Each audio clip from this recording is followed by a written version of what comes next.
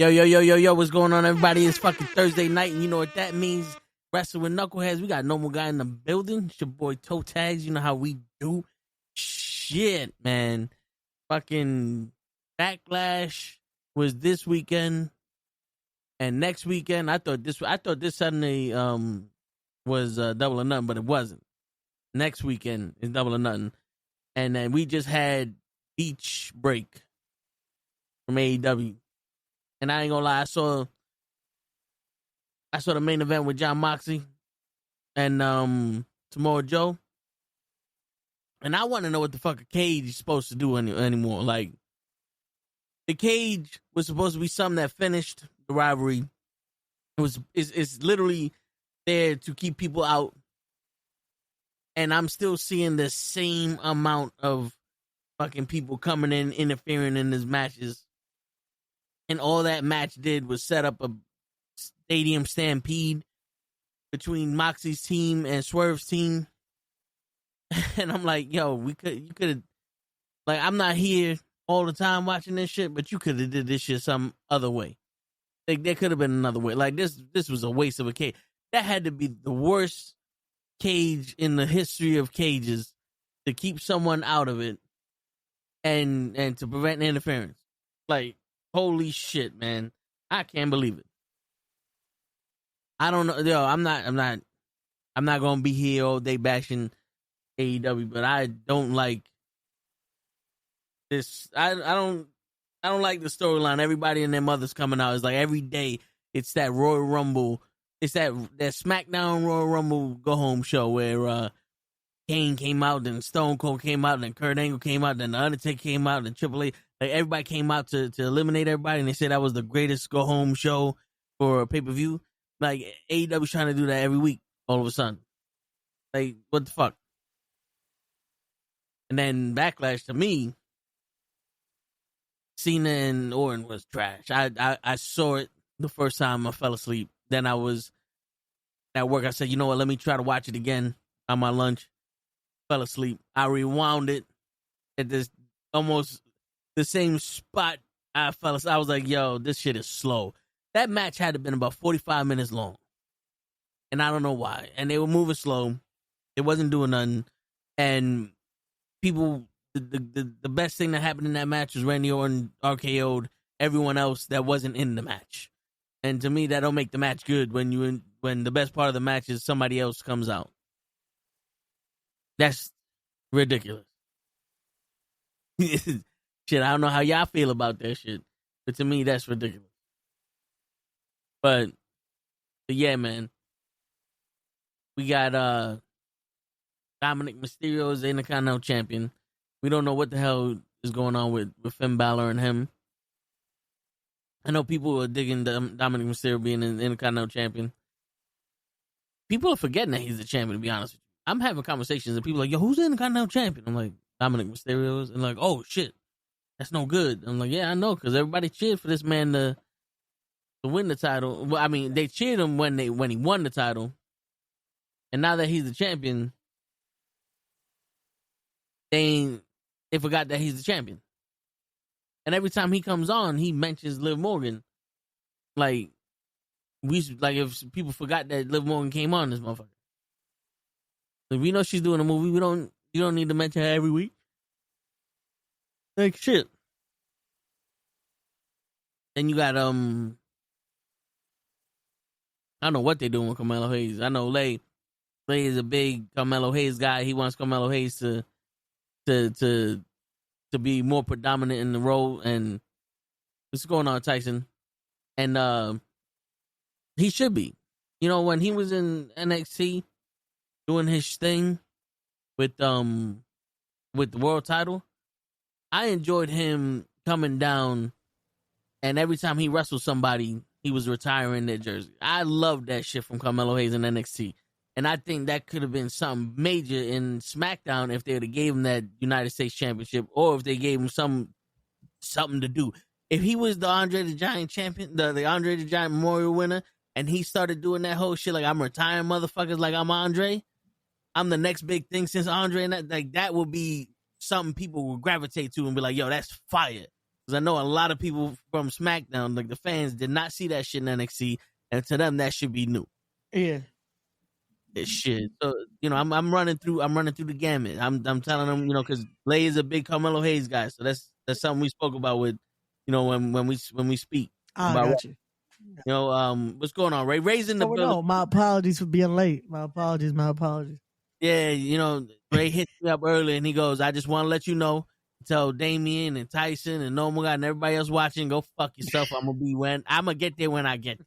But I was ready to get on. And then my cousin decided to say, hey, you want to play Fortnite? I'm kind of busy. You never want to play. I'm like, yeah, motherfucker. You're always blaming your cousin. I want to meet this guy. I don't know if you do. Shit, always blaming him for saying he's a bad influence on you, Ray. He's a little annoying.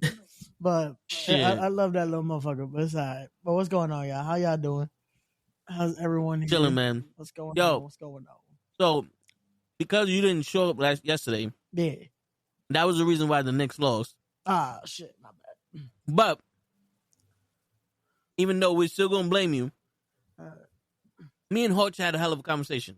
Nice. That's all. And I came to a realization because Hodge has he says a controversial opinion, which in the eyes of some people it is.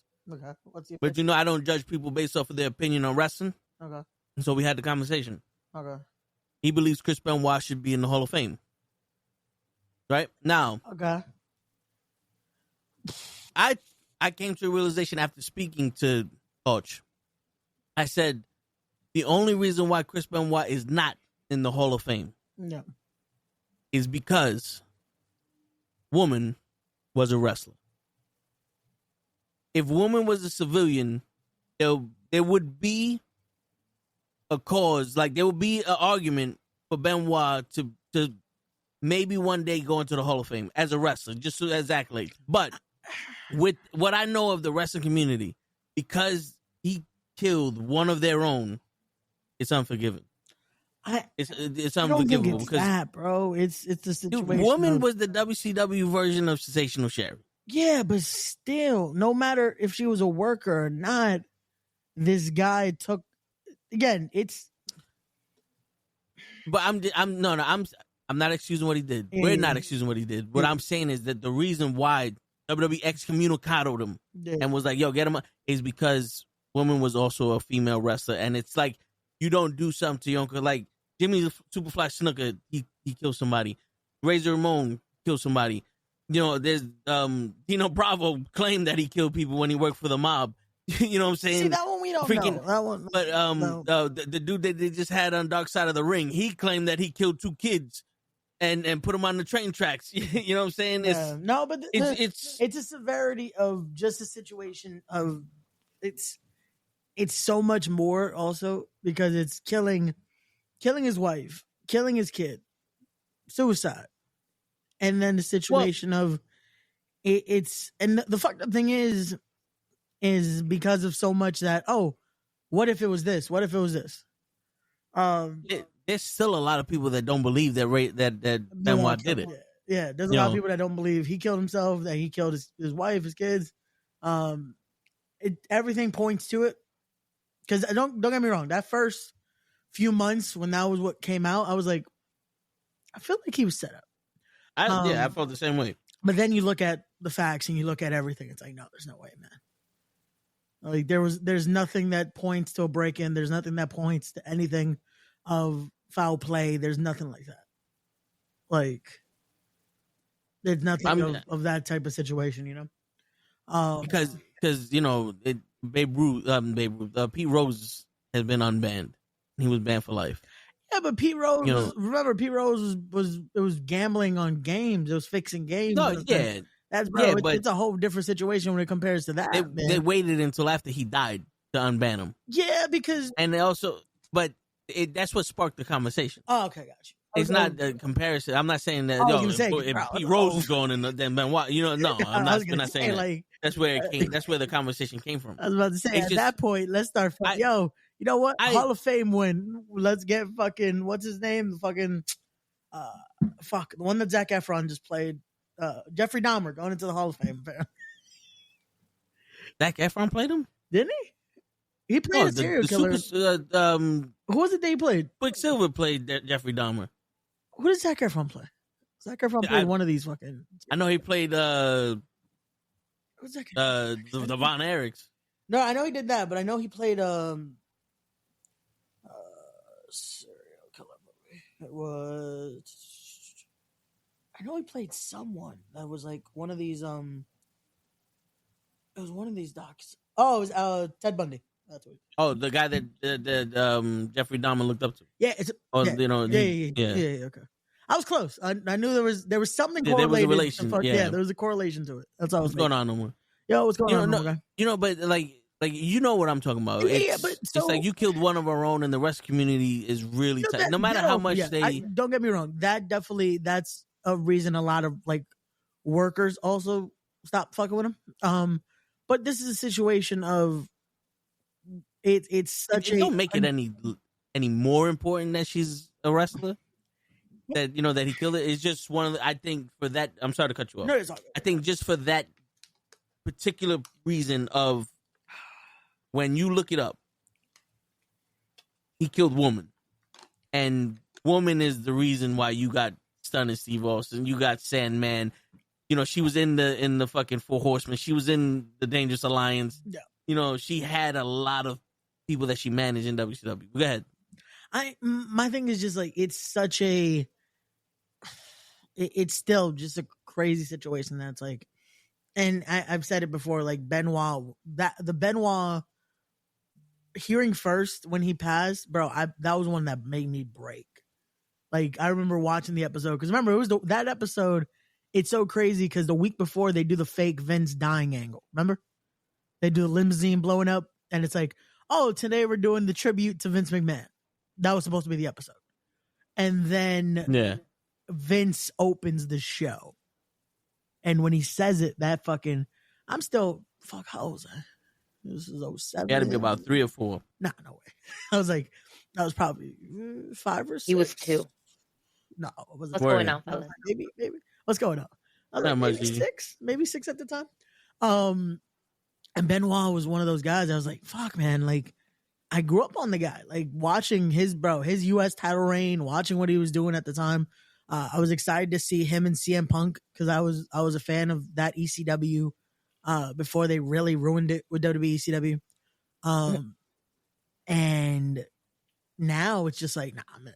Like, no matter what, like I can't watch, and that's a crazy thing. That's like, there's a lot of people that have passed on. That's like sometimes I feel weird watching their matches.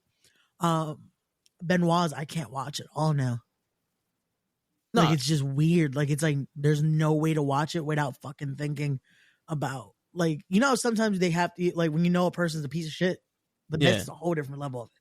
Because like when it's a piece of shit, it's like you could separate like the person from the character. Yeah. Like, how we do it with certain people we talk about on here. But it's like with this, it's just something that's like, I can't legit. That's why I make the fucking Steven Richards comment. Yeah. Cause like, bro, that 04 Rumble was one of my favorites. Yeah. I can't watch it anymore. I get it. Like I can't watch that. I can't watch. Speaking of Steven Richards, I want to know, does he know about that? And he won the Royal Rumble? I feel like so it's the funny thing. Cause I feel like someone had to mention to it that's like, hey, do you know, like, when people want to say Benoit, they now say, like, your name? Yeah. Because all of it sparked because someone switched it on Wikipedia once. Yeah. And then it just sparked this situation that's like, anytime, hey, who won the Royal Rumble in 2004? Steven Richards. Word. But, yo, do you see how, like, passionate you are about the situation? Now, my head, like, the upper level guys, the people that know Benoit. Yep.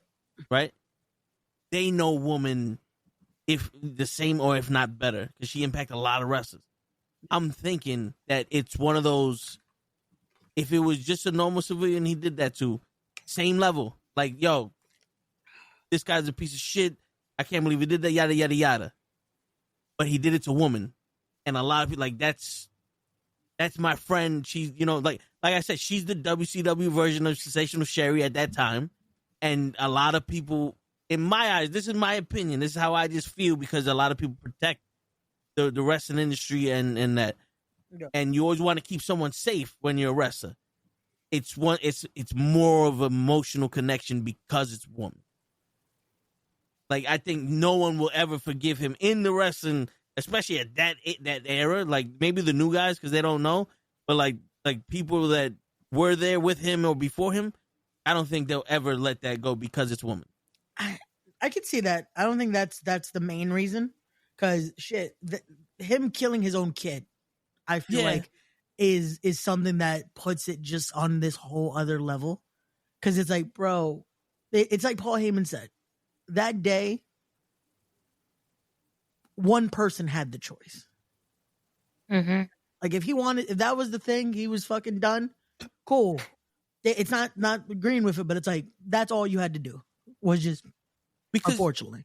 You know, no one really mentions her. Well, because of the thing with that, the sad part of it is because of how that was a conspiracy for so many years. So people kind of like disassociate her because of the whole Kevin Sullivan situation. So it's they keep like, when you talk about the Benoit like situation, people always quickly bring up Kevin Sullivan because that was a conspiracy for years too, that Kevin Sullivan murdered that whole family. Bro, to the point that the Dark Side episode, Kevin Sullivan decided not to comment. Also, rest in peace, Kevin Sullivan. Like, till his death, I feel like this guy could not go anywhere without being asked about that death. And wanting comments about, oh, what did you think about this? What do you think about, where were you that day? Like, all that.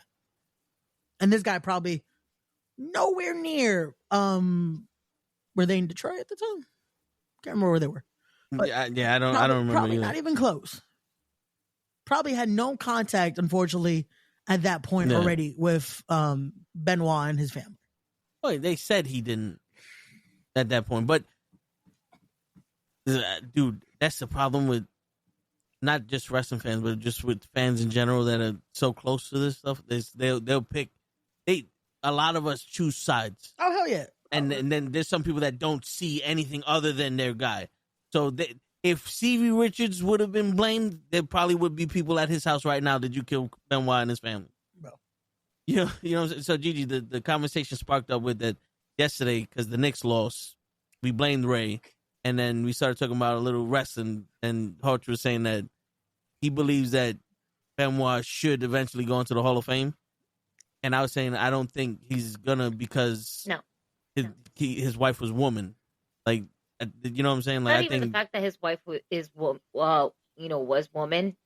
It's the fact of the acts that the man took. Unfortunately, because he decided to do what he did, he'll never be in the Hall of Fame. Yeah, no. It's and you know what's crazy? That's always every few years we get this conversation, especially during Hall of Fame season, that people talk about it, and it's like yeah, he was a great wrestler, but he made a choice. Yeah. And that tarnished his whole entire name until his children's children's children. And I feel like it's fucked up because even David, like, as much as it's like, hey, he didn't do it, and I don't think anyone will give that poor kid a chance. No, because he looks so much like his dad, like him, and he wants to be Chris Benoit. And the gear he had inspired looks like Chris. And it's such a sad situation because it's like, also, yes, that day he lost his father. Yes, he lost his brother. And it's the sad situation that, no matter what, he's always going to believe there was something else. So we can't deny him, hey, to think that, but it's also like, fuck, But yo, what's going on, Matt? Shout out Matt Awesome. Also, we just his match just got announced yesterday for Respect. That's gonna be so fire. My God, that fatal 4-way.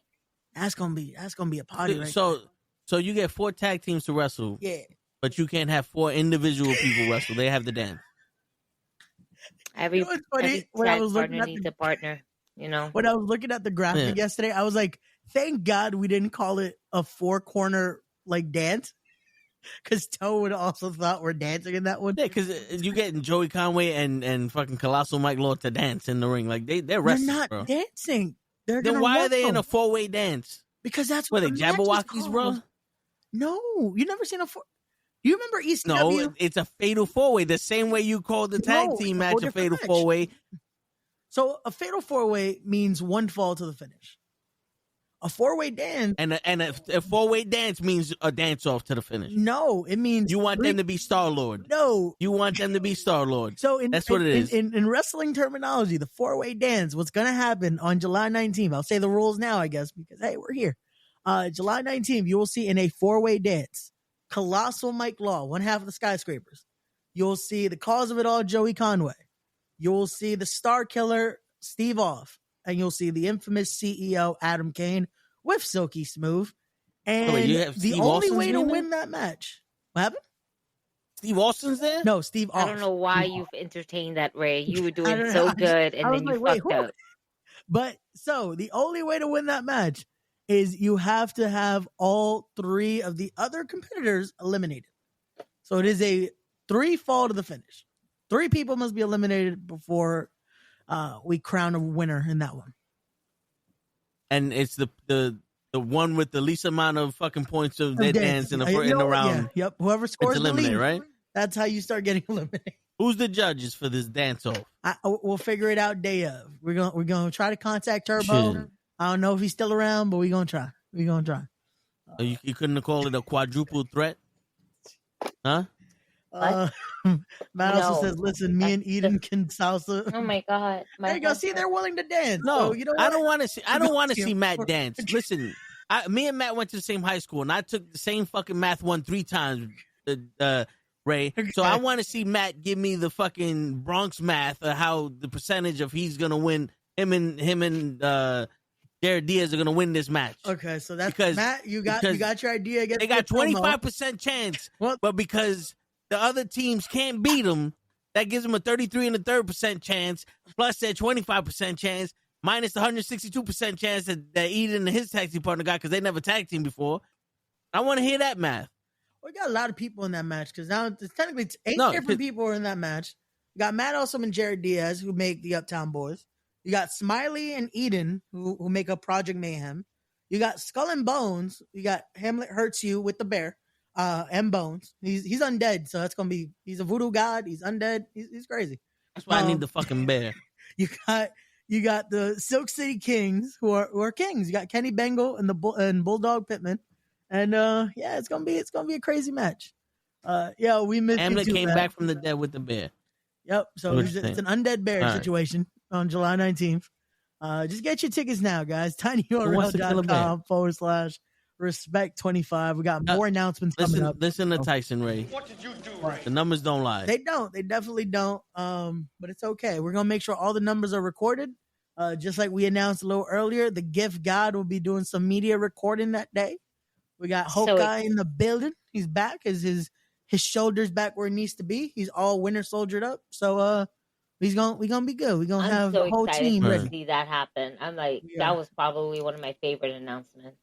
Yeah, so I love everybody else too, but I have a soft spot for him. So there we go. We're uniting the Avengers that day. We're getting everybody in this. Everyone that can be there is gonna be there. It's gonna be a good time. It's gonna be a good time on July 19th. Your speakers better work because if they're gonna dance, I got hit me.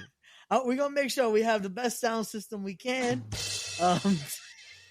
Not none of that fucking AEW shit in Jersey. Oh no, not in Jersey. In the fucking tennis stadium. I was gonna call it Grand Central. No. Yeah, wasn't it UBS? They did AEW.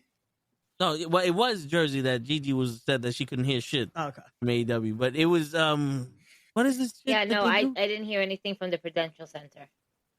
There you go. Yeah, but where's the one that we went to? I forgot the name of it. How? Triple Crown, the Crown Jewel, Arthur Ashe. Arthur Ashe. Yeah. But I'm trying to remember the name of the event. Grand Slam. Grand Slam. See. It's the only event that they hold in New York here. Yeah, you want to talk about dances so fucking much? I completely missed that We could have had a baseball themed wrestling event at a tennis stadium. You couldn't hear shit. This doesn't help us sell tickets.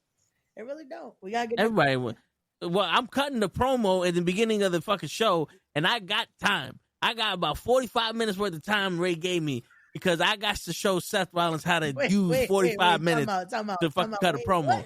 Thank you, Ray. We just announced it. We just announced this. What? What do you mean? It's official now. Whoa. You don't get promo time. Bro, we got a strict schedule. Where the fuck you get 45? That's why I'm only getting 45 minutes. No, you don't get any minutes. Yo, that dance off is like 2 minutes around. Wait, how many rounds is this dance off? It should only be 3 rounds because there's 4 people. Yeah, because everybody got to be eliminated. Then when did this become for 6 minutes? When did it become like boxing where we need rounds? Yeah, I don't understand what's going on. This is wrestling. What, you just gonna eliminate the wrestlers while they're dancing? They gotta stop and rest. They gotta change the song. They can dance on the way out. That's fine, but it doesn't go. It doesn't necessarily need to go 3 rounds. What are you doing? What are you doing? Don't do that. Cutting a promo. No, I'm gonna set the tone, Ray. That's not setting the people going away. That's not setting the tone. I'm gonna set the tone. I'm gonna make the crowd energetic. They're gonna be begging me. They're gonna be confused. Get off of that fucking stage and start wrestling.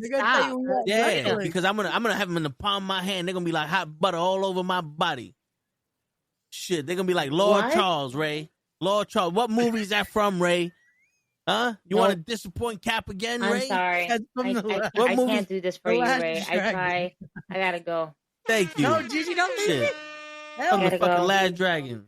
Help me, Gigi. Shit. I'm gonna help you, but you know. And Hamlet, get your hands off my bear. Oh my god, that's not even your bear. My bear. Nah, I need the fucking bear. Yo, Kenny Bengal trying to start problems with Bones.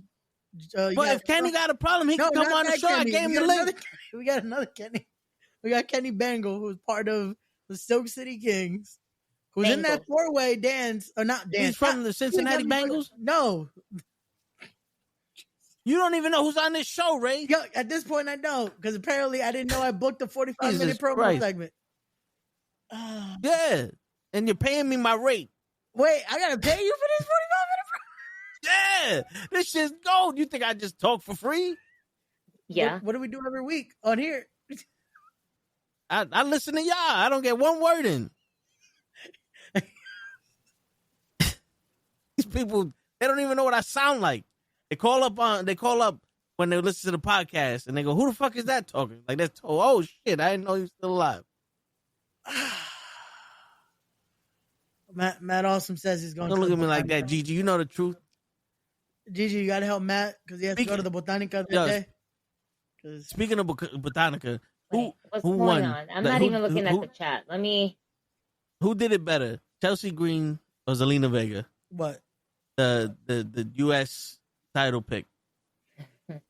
You know what I'm talking about. Wait, I'm sorry. I was reading Matt's comment about going to the Botanica. You're gonna plead the fifth. I'm gonna plead the fifth because I gotta listen. I'm gonna plead the fifth on that one because yeah. I don't even. What's happening? You know what? Listen, I enjoy both the pictures, but nothing beats the original. I mean, because I'm not talking about the assets. I'm talking about the background. The Zelina Vega one looked like that was a green screen, like she was cyberpunk. Well, I think because Chelsea Green was. I just in the back. I think it was more. Because she did a whole shoot with it. She did a full photo shoot with all that, so she definitely had more of a more time with that. Matt Austin says, "Listen, Patrick Swayze said it best. Nobody puts baby in the corner." There you go. Speaking of baby, we're gonna transition. Four corner match. So that's right. You gotta be in the corner. Speaking of corners, and babies, we're gonna talk about DJ's baby, Stephanie McCord. Okay. Is she officially on the main roster, or is it just Julia and Roxanne? I don't know. I feel like I don't think she is because Stephanie McCord is on NXT. She's not going to be on the main roster just yet. I don't know. She's in the wrestling news right now because I don't know if y'all saw. Apparently, she's going out with Randy Orton. Yeah, Randy Orton Jr. Apparently, this guy's winning everywhere. What is he? What nationality is he? What country's from? His accent is, I don't know. Well, I think if not mistaken, I believe he might be deaf in one ear. Okay. I think that's why unfortunately he has the speech impediment. All right. I thought it was an accent. I'm like, well, I don't know what accent this is. Let's look it up. 1 second. Yeah. I was like, yo, because when I first saw him, I was like, what the fuck is 2002 Randy Orton doing here?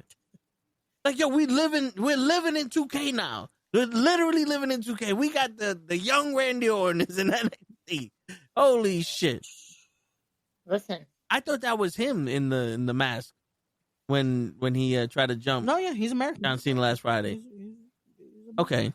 But no, yeah, so he's partially deaf. Yeah. All right. Okay. Yeah, so unfortunately he's partially deaf. I thought you was gonna tell me he was like South African or some shit. I could believe that too, but no, he's he's just partially deaf. Yeah, so that's what causes that. That's why it sounds like he has an accent, but it's more of just okay. I know I'm jumping everywhere, but I need to know this guy first before we go back to this story. Okay. Who the fuck was that yesterday that gave Jon Moxley the briefcase? Oh, that was Gabriel Kidd. He's from New Japan. Gabe Kidd. Okay. Because I saw this. Yo, I was literally like, all right, I see this guy. Like, who the fuck is this? Yeah, wait a minute. I'm sorry. You were watching AEW? Yeah, the Knicks lost. I needed something to take me out of that funk. Yo, once the Knicks lost, it blew the whole air out of the fucking podcast. That's why me and Hutch had that little conversation about wrestling. And wrestling is a sport. So everybody that's listening and talking about, you talking about wrestling, fuck y'all. And that's from Hutch. The fact that it took the Knicks to lose for you to watch an AEW programming. I also kind of wanted to see Samoa Joe in the cage match. Which, listen. God, here we go. Just for the purpose of 80 people interfered, what is the point of a cage now? Like, in this era, what is the point of the cage? Just to cause more harm and violence. That's it. That's it. Yeah, I feel like at this point, it legit is just... It kind of invited people to interfere. It's like, well, now it's no disqualification. No, the dumb shit is them raising it up and putting it down. Yeah, just to have Swerve jump off it. It's like, it didn't even help them when they put it down. Like, shit, this cage helped nobody. Like, fuck. It's like, you know, at this point, just leave the cage door open. Like, people are just going to walk through and just... Right? Fuck it, let's go. Like, I think the new cage match should just be an empty arena match. Like, I think that's what they're setting up. They're setting like up for daily anarchy at the arena. They did. So that's what they're setting up. Yeah. Is anarchy. Yeah.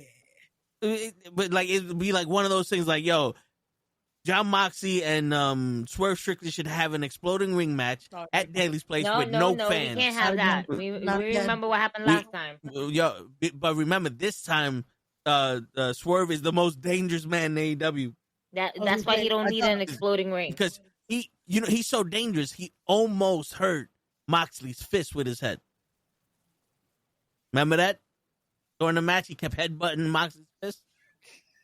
And then he kept squeezing Moxley's bicep with his jaw. He's like fucking wrenching in there. Yo, Moxley almost got a fucking cramp in his bicep from as he's wrenching his fucking bicep with his neck. Dangerous. That's why I don't watch it. Yo, listen, man. I see it. I don't watch it, but I see AEW. It's not like Jimi Hendrix. Ray has no idea where that reference came from. Nope. I legit don't. That's why I'm like, who? You can't hear Jimmy. Oh, yeah. Okay. He still doesn't get it. Nope. I got the reference already. It's okay. Neither do I, Ray, but I'm excused. Whatever you just said did not make the mic, Ray. I know it didn't. Sorry. I forgot. I got to legit speak into it because of Riverside. I'm sorry. I was just like, I got the reference by that point. I was just like, oh, yeah, okay. I'm sorry. So what movie is that from? Fuck. Hold on. No, I got the reference. I don't. Oh, wait. Hold on. Fuck. He looked it up. No, I didn't. He's trying. His glasses are telling him. Mm-hmm. These aren't those. These are my normal ones. These are just right. shades. Right. These are the ones that I could I could have actually been like, hey, what's that line from? Meta don't know. Nah, Meta would probably give me every other movie. It would be like, that is from everything else. But what's actually from? Fuck, hold on. Fuck. Yeah, I'm blanking. Let it go. I'm mad. Let it go. On that. You want me to tell you? Yeah, just tell me, please. White man can't jump. Yeah, no, that was not coming to my head at all. Goddamn. Jesus, Woody Harrelson put a Jimi Hendrix tape in there. He's like, you can't listen to Jimmy. Like, what you mean? You can't hear him. You don't know what he's talking about. No. Ray. The worst part is now all I can hear is fucking Rosie Perez in that movie. I want you to appreciate that you was thirsty too. I don't want you to give me a cup of water. I want you to when I'm thirsty. What the fuck is wrong with you? I love how she said fuck though, because it was emphasis on the fuck. Yeah. So it was like fork, but fuck. Yeah. It's like at one point you think you eating. The fuck is wrong with you? I don't have a fork. I get one for you. But then I too sympathize with people who don't have forks. You gotta be. I too know what it's like to be thirsty. Word. I don't know any foods that start with the letter Q though. I'll tell you that shit right now, Gigi. Yo, all I know is quinoa. I'll be the first to admit it. I don't know any foods that start with the letter Q. All I know is quinoa. That's all I got. That's the one I was thinking of. Yeah, that's all I can think is quinoa. Or, wait, no. Is quiche Q? Quiche, yeah. Yeah, okay, there we go. We got two. I don't know what the fuck a quiche or a quail is. Oh, yeah, quail. Wait, no, but would they count that as food? Because that's fucked up. It's a bird. It's a bird, yeah, that's what I'm saying. People do eat quail, though. It's fucked up. But... Well, because it's a nuisance in that part of the city, right? They have to fucking kill it. Damn, why normal guy trying to get me kicked out for that? It's fucked up. Normal guy, I knew the movie. I just fucked up with the timing of it. Word, we should. I know the movie. Don't kick me out. It's fucked up. He's the only him in show. I got the reference. Where's it from? I don't know. Where'd you get the reference from? Because I know the line. It's just like the name ain't coming to me. Mm-hmm. I understand the words that are coming out of your mouth. It's not registering where they're from. Listen, man, yo, after years of studying The Last Dragon, I actually learned something different. What'd you learn? Bruce Leroy, when he was explaining the glow to Lord Charles, he said, a great warrior can engulf his hands in a glow. And then later on in the sentence, he said, but a true master can engulf his whole body in a glow that's so bright that with that such power can change the world. So, Shonuff was a great warrior because he only got his hands to glow in that match. But then Bruce Leroy, because he never truly believed he was the true master, because he was always looking for that next competition to prove himself. That's why he needed Bruce Leroy, or so he thought. But once Bruce Leroy truly believed he was the master, his whole body encompassed in the glow, and that's why his glow was brighter than Shonuff's, and Shonuff sparked out because it once solidified to Shonuff, maybe I'm not the master because he got the whole glow and I didn't. Not true. This is why we need an origin story for Shonuff, because he was the true hero in this movie, Ray. I don't know about that. Bruce Leroy didn't even have a paintbrush for the art. No, come on, Ray. Don't talk about... You don't know the art of making love? You got all those fucking kids.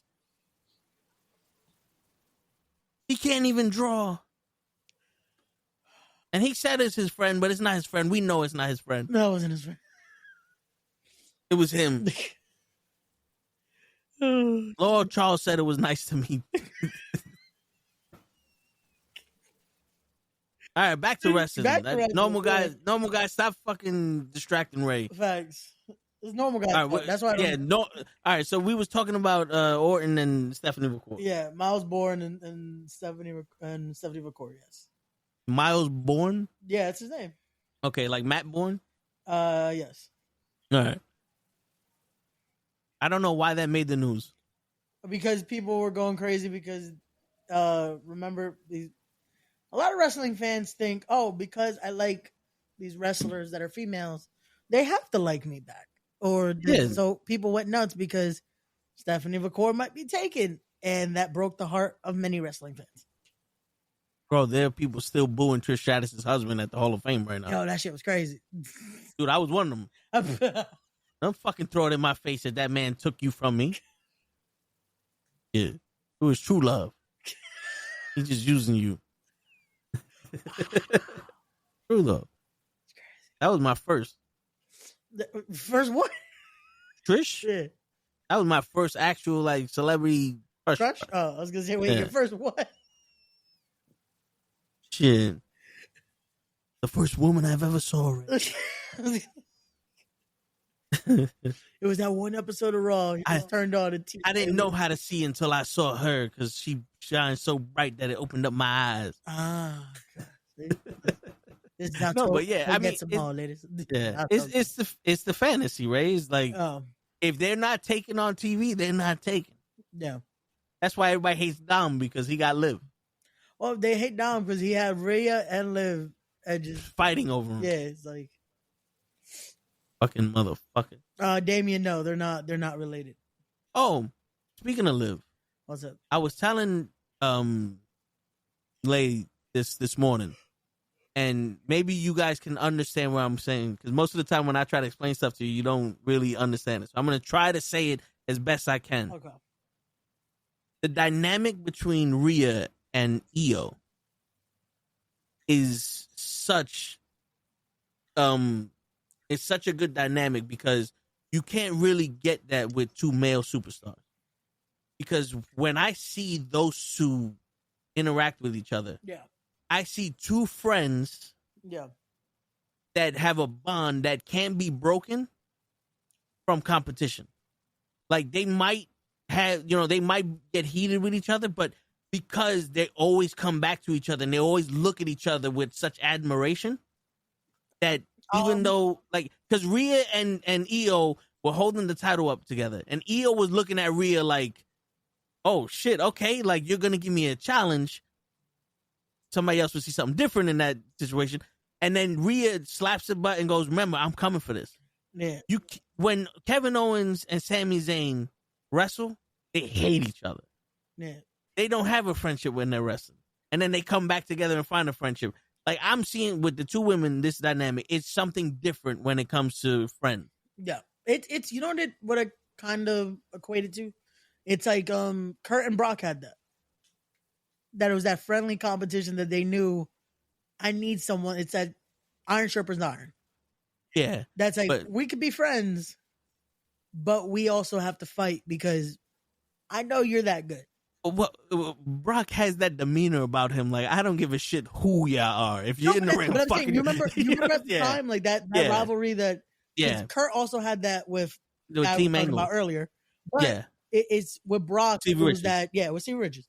But with Brock, he had also that friendly like competition.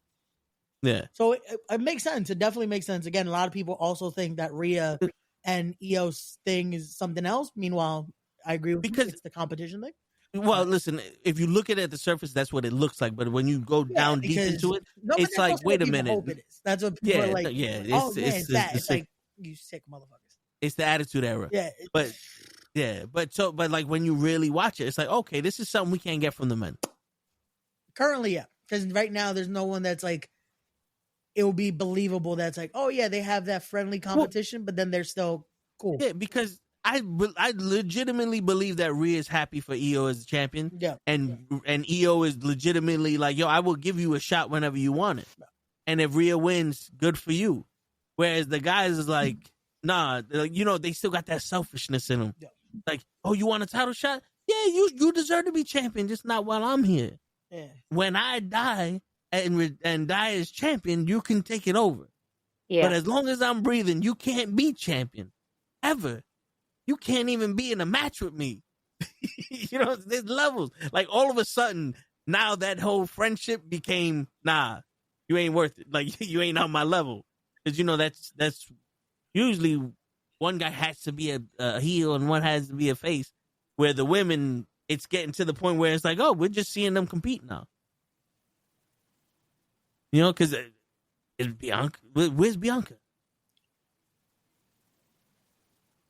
She was turning into a heel, and we liked it. I think currently even Gigi likes it. And Gigi don't like nothing. I'm here. I think unfortunately Bianca's dealing with a finger injury because she showed the other day.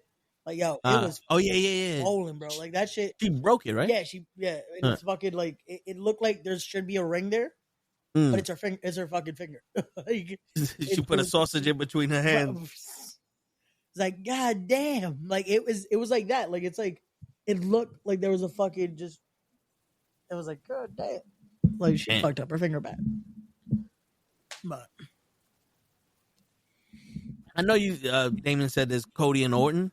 But see, with Cody and Orton, I feel like there's always that vindictive side of like, especially when they were going at it. It's like Randy still wanted to fucking and that's another thing for the men. Cody has to go to another place to face Orton because Orton is so ruthless and he can get to that level. That's the thing, though. Like, let's also be honest. Like in situations like that, it never comes off of friendly competition. It always comes off like, oh yeah, we're gonna do this, cool. And then you start seeing the turn, and you start seeing the, you're my friend, but I gotta put you down. I think the closest we ever got to it, and I'm reaching, Ray and Kidman. Yeah. Because the craziest thing, like Ray and Eddie tried. Like you would tell them they tried to do the, we're gonna have fun in there, but then they turned into something else. Like, there has to be because Eddie was such a good heel. It just made Ray an even better fucking baby. Yeah, it was like there's so many. What about Edge and Nah, because bro, they tried to kill each other. Like, bro, that fucking TLC match, that bro, the clip of fucking Cena has him up here, and it's like, well, here we go. Yeah, and it was they'd never had a friendship dynamic. No, Edge and Cena. No, not at all, bro. He fucking slapped the shit out of his pops. Like they had no friendship dynamic. Like it's the funny thing is like now again knowing behind the curtain, you start knowing. Oh yeah, these guys were good friends. These guys were good friends. And we're not talking about that. We're talking about that you could see it on screen. Characters. We're talking about the characters matchup. That it's like, they're good friends that are having matches. Yeah. Like I can see. Sorry to cut you off. Oh, good. Remember we was talking about the exploding death match with Hayabusa and the other dude that made the. I can see Rhea and Io having a match that vicious. Yeah. And either one of them taking care of each other at the end of the match. Like the match is over and you see them like, they like, let's say Rhea got blown up. She's like pouring the water on to make sure that she's okay or to stop her from burning or something. You know what I'm saying? Yeah. Like I can see that happening where you would, at the end of like Cody or Orton, you would see like Cody in a different place mentally. I turned into this monster and I can't come back from it. Or Randy Orton is just, I had to do it. You made me do it. You know?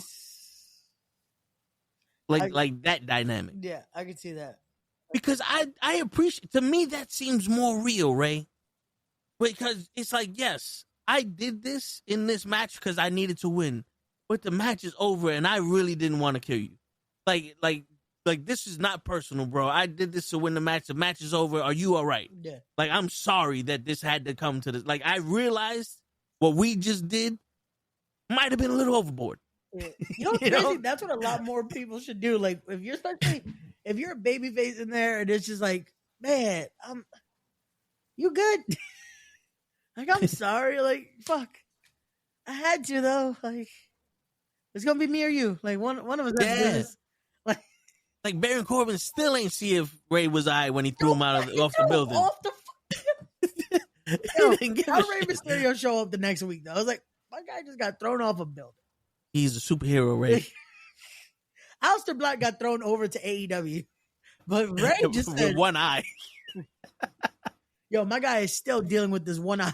Like, bro, that is commitment. Aleister Black is committed to that role. Because my guy said, nope, I went to a whole nother company, still selling the eye. There's only 3 people that their eyes popped out. Rey Mysterio, Vader, and Aleister Black. And what's Rey Mysterio and Vader got in common? They wear masks. Yep. Even though Vader has nothing to do with his eye, but still. Yo, but no. Like fucking Vader, his eye legit fucking. Yeah. HBK and Triple H. See, with them, again, it's a we know real life situation, they were fucking friends. Like they are best friends, those are brothers. But when it came to their feuds, it never felt like friendly competition. Yeah, Triple H wanted to end Shawn Michaels. That's how Triple H always was. It wasn't you're fighting me for the title. It's like, no, you're fighting me for my spot. You're fighting me for my money. Yeah. You're fighting me to take food away from my kid. It was always that's the difference, right, Damien? What I'm saying is, I think Rhea and Io are not taking this personal. Whereas two male competitors, when they have something on the line, it becomes personal. Yeah, agreed. Think about it this way. The last time something like this came personal between two people that are or were friends was Charlotte and Becky. You know, they were the two best of friends, right? Where, you know, Bailey and Mercedes were friends. You know what I'm saying? Yeah. And when people, I don't want to say when they get into the business for themselves, but essentially this is what kind of happened, especially on air. It gets messy and it gets personal and it gets disrespectful. And that's the part, you know, like there's parts where it can get personal and then it gets personally disrespected. Because that's what happens when you take it personal, like really personal. Yeah. So that's that. My spawn went to bed before she could take a shower. Okay. I did not realize the time until now. I was like, fuck. I went in, she's gone. Out. Now I have to wake her up extra early tomorrow. And that sucks because she fucking sandbag waking up.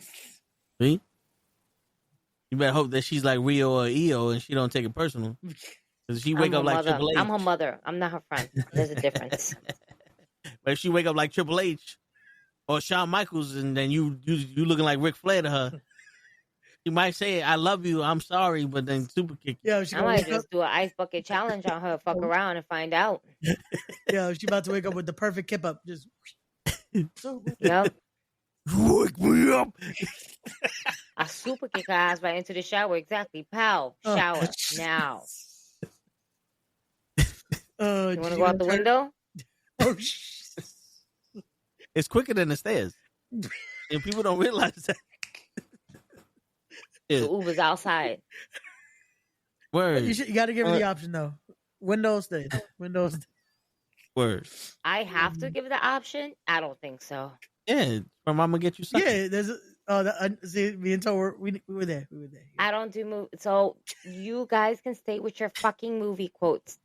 I'm not doing that. I'm not doing it. I'm just not doing it. No. Wait, that was an option? I didn't know we had the option to just say no. You don't have an option, Ray. Oh, fuck. Okay. You're still an apprentice. Option. How am I still? This is bullshit. Because you only answered one question out of the 4,000. How am I still? This is bullshit. Because Lonnie quit at being your intern and you were supposed to keep him alive. Word. Lonnie's not even in the chats anymore. You didn't even appreciate him and his imaginary coffee. By now, he's. I have upgraded from a prospect. I'm no longer the prospect here. That's Lonnie. He's still. So your prospect don't never show up. So that's not my fault. Someone got to be a prospect. That was not my fault. I don't see no patches on your vest, Ray. I didn't. Where's the shirt? Where's the shirt? Never. I'll never have the shirt. Oh man. What else is happening? AEW is next week, right? The Double or Nothing, right? That's the next one. Next week is Double or Nothing and NXT Battleground. Yeah. When do we get Saturday Night Main Event next month? Right? No, isn't that next week? Saturday, yeah. Yeah, it's next week. Oh, that's Saturday? Yeah. Yeah, so Saturday next week, Saturday? Yep. Oh, okay. Yeah. That works. Yeah. So Saturday and Sunday. So we get Saturday Night Main Event Saturday and then Sunday night Double or Nothing on Sunday. Yeah.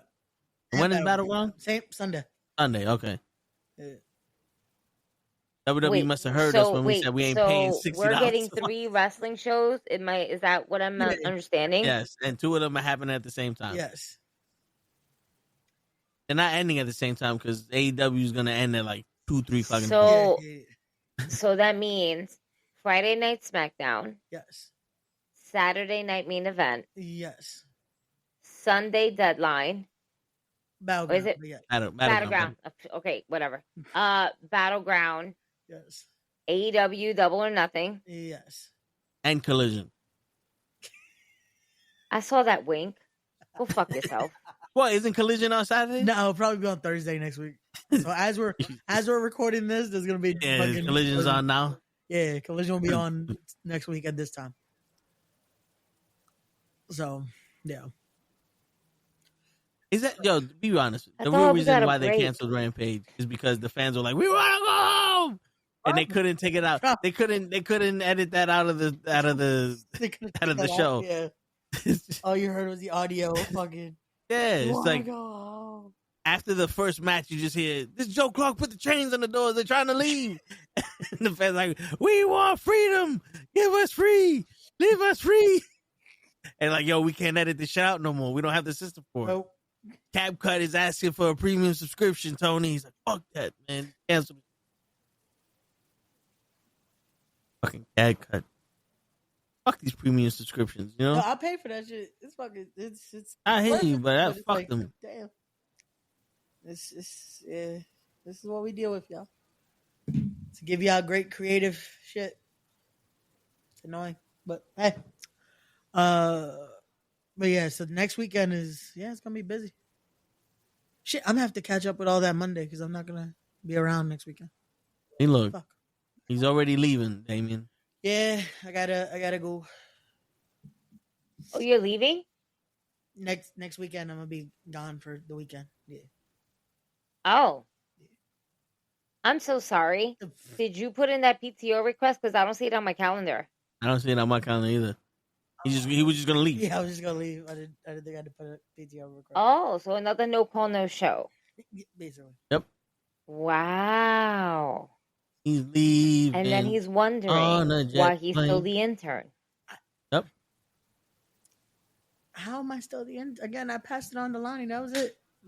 Did you? My thing got stamped. You don't get to just say you pass it and then now all of a sudden that's not it. No. Don't ask who stamped it because I don't know if that was. Did you get your 50,000 votes? Your 50,000 signatures? Yeah, they were all show though. It took him a while. That definitely doesn't count. Then Joe forges his own signature. It's okay. And dude, but those signatures only would have counted if you got your cheeseburger. Facts. Fuck.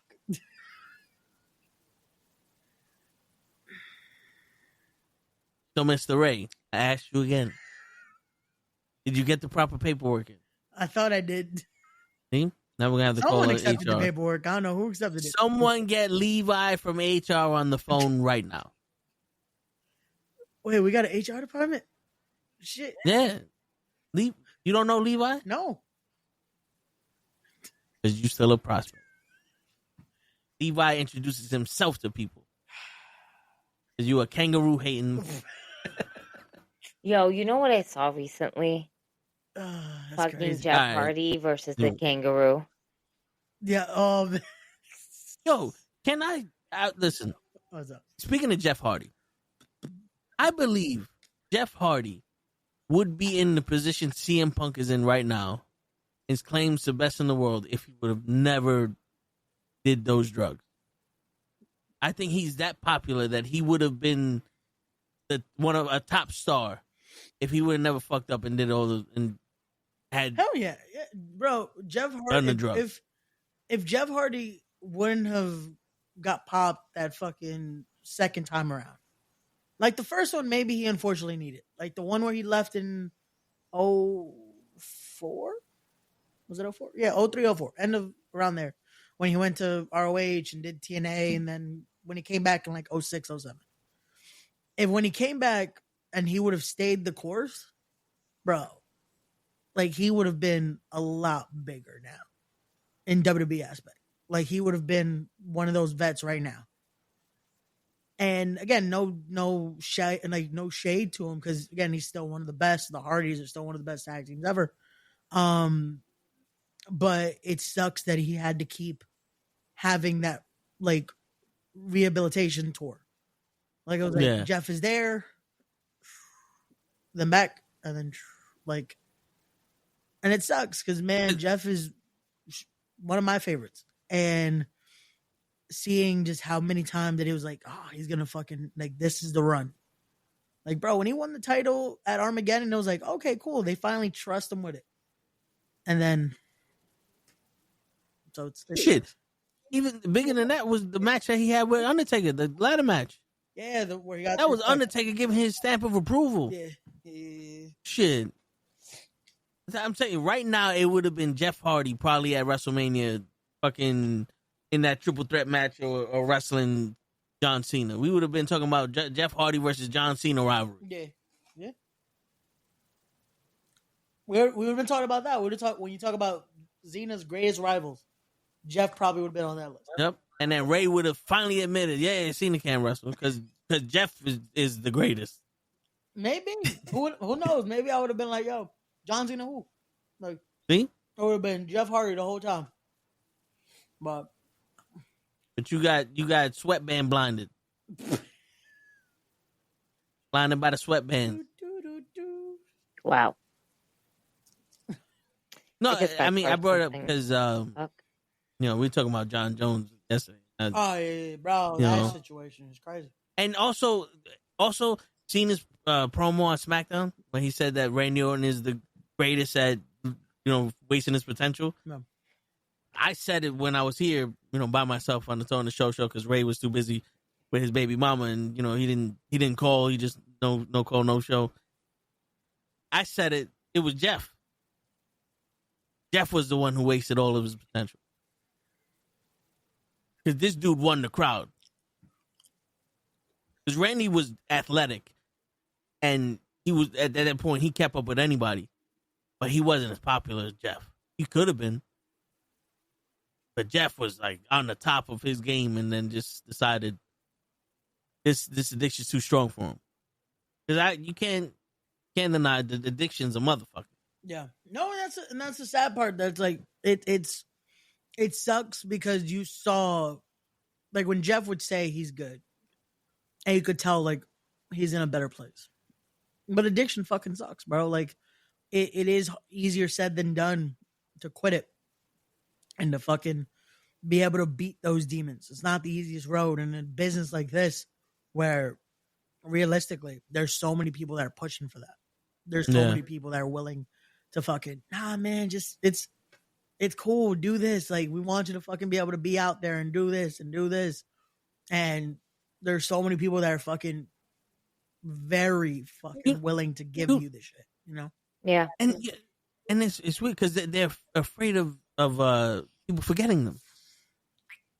I have never forgotten a wrestler that got injured when they came back. Like, unless it's Duke Sadoshi or fucking Algo Montoya, someone that was like we never saw and they came from injuries. Like, oh, we didn't even know they were hurt.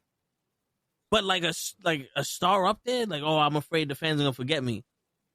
Ain't nobody forgetting Jeff Hardy or AJ Styles. Or Randy Orton, you know what I'm saying? Like, they come back and people are going to be excited. Like, oh, shit, because now instantly they're matchmaking. This guy could wrestle him, and he could do this, and he could do that, and this, that, and the third. Edge came back in the Rumble. We thought he was done for. Yeah. And Ray lost his shit. From what I hear, he ripped his shirt off. He's sliding in the fucking living room, screaming at his mom. You mean when Edge came back to the Rumble as like... No, I lost my shit too.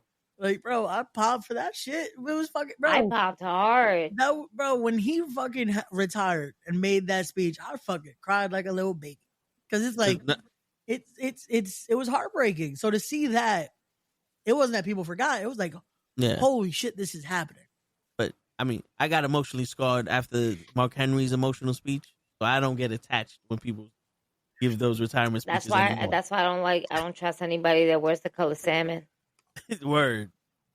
Mark Henry don't know what he did to the youth. Too. Anytime I see salmon, I'm traumatized. I know what's gonna happen. Yep. Somebody gonna come out of nowhere and beat you up. That's you wear that salmon suit. This is why I don't own any John Cena shirts, just in case. Yep. Ray. I will say this: I do want to own at least one John Cena shirt. I know I just to have it in my to be fair, because I'm also a collector, Yeah. I need to have at least one shirt. I had a Shawn Michaels shirt. I don't know where it went to. I think I'm gonna have to place a new order for one, but not through the WWE shop because these guys are so fucking expensive. What's up, Kofi? Yo, what's going on? You know, shit. Yo, side note, Coffee and Mr. Black. Coffee.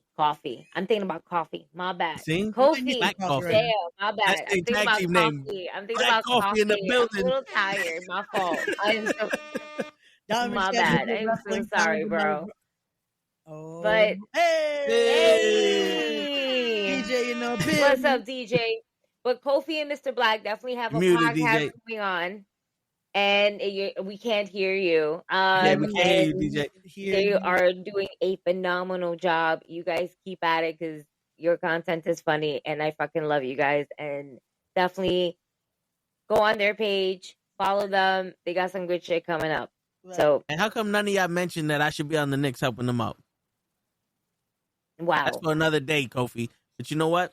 Kofi, yo. Fix your sound. Fix your sound. We can't hear you, DJ. But I'm pretty sure he said that I was right. Yo, Kofi did say he wants us on there. We gotta try to make something happen. Do a huge collab with those guys. Oh man. What was you talking about before? Gigi wanted coffee. Well, I did. I definitely did want coffee. No, I feel like I might have to order a new John Cena shirt because I know I had. There you go. John Cena shirt. Yes, I would need one. I have the. I need a Shawn Michaels one. I had one. I lost it, and it's just. No, you know what I'm mad? I had the fucking John Cena 06 one with the bulldog in the front. That was nice. I like that one. And I have no clue where the fuck it is, and I'm like.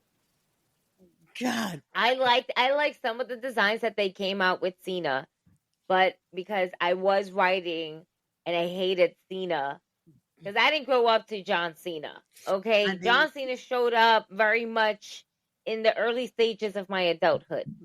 Okay, so understand. We definitely was like John Cena sucks. Yeah.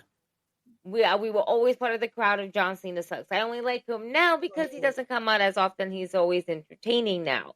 Yeah. Listen, when we were getting John Cena shoved down our throats because of Vince McMahon, we couldn't stand it anymore. We saw what was happening. Okay? Yep. Championships after championships. Look how many times Charlotte won and was shoved down our throats. Look how many times Roman was shoved down our throats before he actually found himself, before he became the OTC, before he became our tribal chief. We didn't want his fucking cousin, Dwayne "The Rock" Johnson, who we all cheered for. He put his own cousin's hand up. We booed. And that's the first time The Rock got booed while being in the ring. And it wasn't towards him, obviously. But you would think that getting the rub from your own family member, especially at that point in time, everybody was cheering for The Rock. No matter what he did, he cheered because he came back for a second. And then this happened and we still didn't like it. So it's, I was part of that crowd with John Cena. We just hated him. Right. And DJ is blaming Ray because he couldn't hear us either. Oh, okay. Yo. Yeah. Hopefully he's able to get back in. Come on, DJ. Hopefully. No, yeah. Let this app be nice to you, man. Yeah. See, Gigi, Ray would never appreciate how we feel about Ray because he was born on the day that John Cena was the prototype. Oh. So he has that connection. Like, Ray thinks that his zodiac sign is the prototype. I'm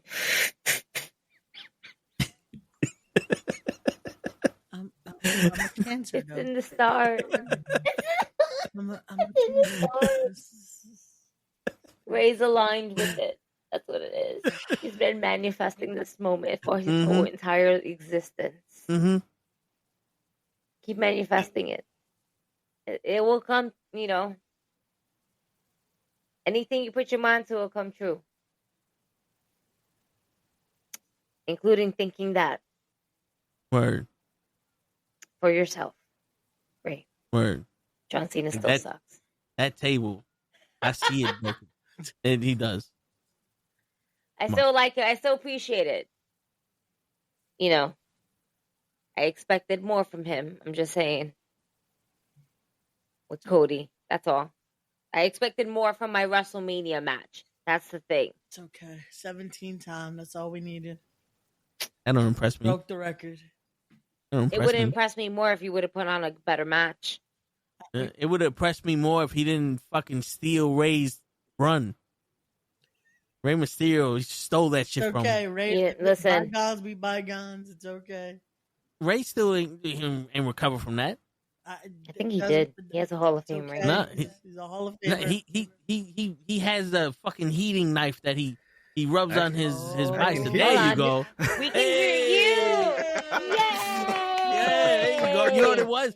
DJ came in when we was talking about black coffee, and the thing was like, wait, who's? And it got scared. Who was black coffee? Uh-oh. Well, you got to stir it like coffee. I know that. Word. I try to stir it up. We gotta stop talking about coffee because I will make me some right now. I've been yawning. I'm tired. You have coffee? Wait, what are you drinking? Well, it's mushroom coffee, but yeah. Oh, you're on mushrooms? Wait. No, is that the healthy mushroom coffee thing? That the one that you don't need coffee for? No, because I always put a little bit of coffee in this because there's no caffeine in mushrooms. So, but yeah, there is mushroom. It's not the one that trips you out. It's the healthy shit, though. You know what I mean?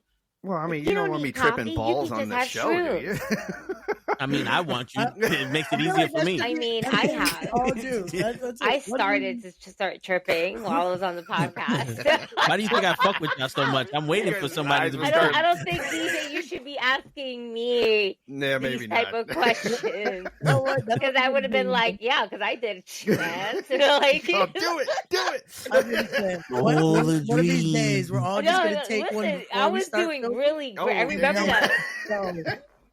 I remember that. I was like really good, and then towards the end, I was just like real cheeky like this, and then I was like, "Okay, we gotta go. All right, I'm so happy we're done." Everybody's eyes are dripping out of their head right now. No, it doesn't get like that. It's not this that would be trippy. It's more like my pictures and everything like that. So it's not what I'm looking at directly. Is like basically just everything around me. So, like, I'll see, like, this, like, I have a Dark Phoenix picture here, and I'll just start seeing the flames, like, go like that until I actually look at it. Because it's always the backgrounds. It's not, like, what's essentially right in front of my face. Oh, yeah, I can't take that and have pictures of Sting over here. I'll be... you see me running down the hallway. Yeah, I'm just looking at my collection, like, that Chucky's moving. That Chucky's moving. No. I think that's all I see now. All I see is red. Why do I see red, guys? All I see is so red. Fun. It's so fun. All right. Hi, DJ. Hey. I'm about to get me coffee now. Yeah. It's not mushroom coffee. No, wait. No. I have responsibilities in the morning. I have responsibilities. I do. No, someone made normal guys day bad. Sorry, normal guys. Come on, normal fuck guy. Them. Fuck them. And if it's Bring us, them on. you know, shit happens. Give them the link. I know it's not us. We'll straighten them out. Give them the link. Word. Whoa. Where's this we? Hold up. No. Well, no, I'll spend 3 hours telling that motherfucker go fuck himself. Exactly. I got nothing better to do because John Cena's our champion. So, of course, there ain't no wrestling to talk about because they ain't wrestling no more. I'm going to get me So coffee bring that now. motherfucker DJ's here, normal guy. And we can hear him. He can hear Word. him. I'm getting coffee now. Let's get them likes up, y'all. Let's get them likes up. Word. Wait, let's get DJ's opinion on this. DJ, so what is your thoughts on the lovely relationship between Miles Bourne and Stephanie McCoy? Oh, He's just throwing it in your face. You haven't been here for 3 minutes yet.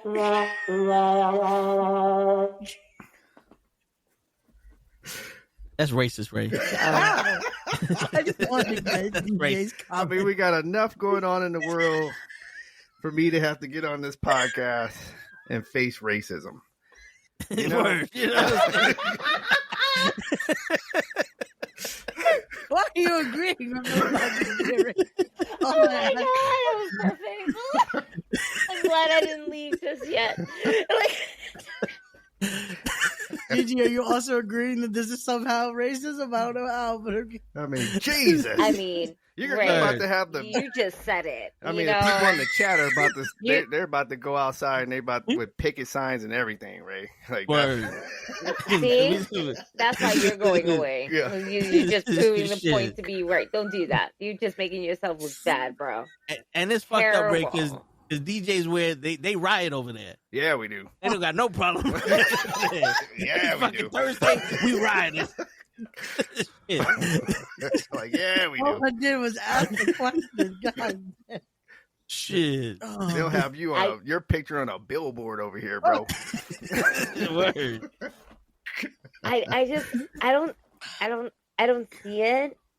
You know, like I'm trying to like. Yeah, I don't know. Yeah. It's a weird, you know, it's an odd pairing. I agree. Yeah. And sometimes odd pairings are the ones that work out the best. Yeah. Mm-hmm. Which is crazy. Hopefully he's a better dude than that motherfucker that they were talking about in Mexico. Yeah. Yeah, but I agree. Just for right now, I'm going to say odd. But let's see how it goes. I had a joke. I had such a dark joke. Oh my god. I'm going to walk away. What were you going to say? Is that an off-air joke? Oh, man. So, how can she breathe with no air, right? Yes, we hope that, you know, that he is better than, you know, the douchebag that Tool, you know, heard about in Mexico. Just making sure that he knows it too, since he's just partially deaf. I'm out. Bye. He's deaf too in Mexico? He got a thing for partially deaf people? Is that why you didn't want to fucking drop drop his name, Ray? When DJ went to go see it?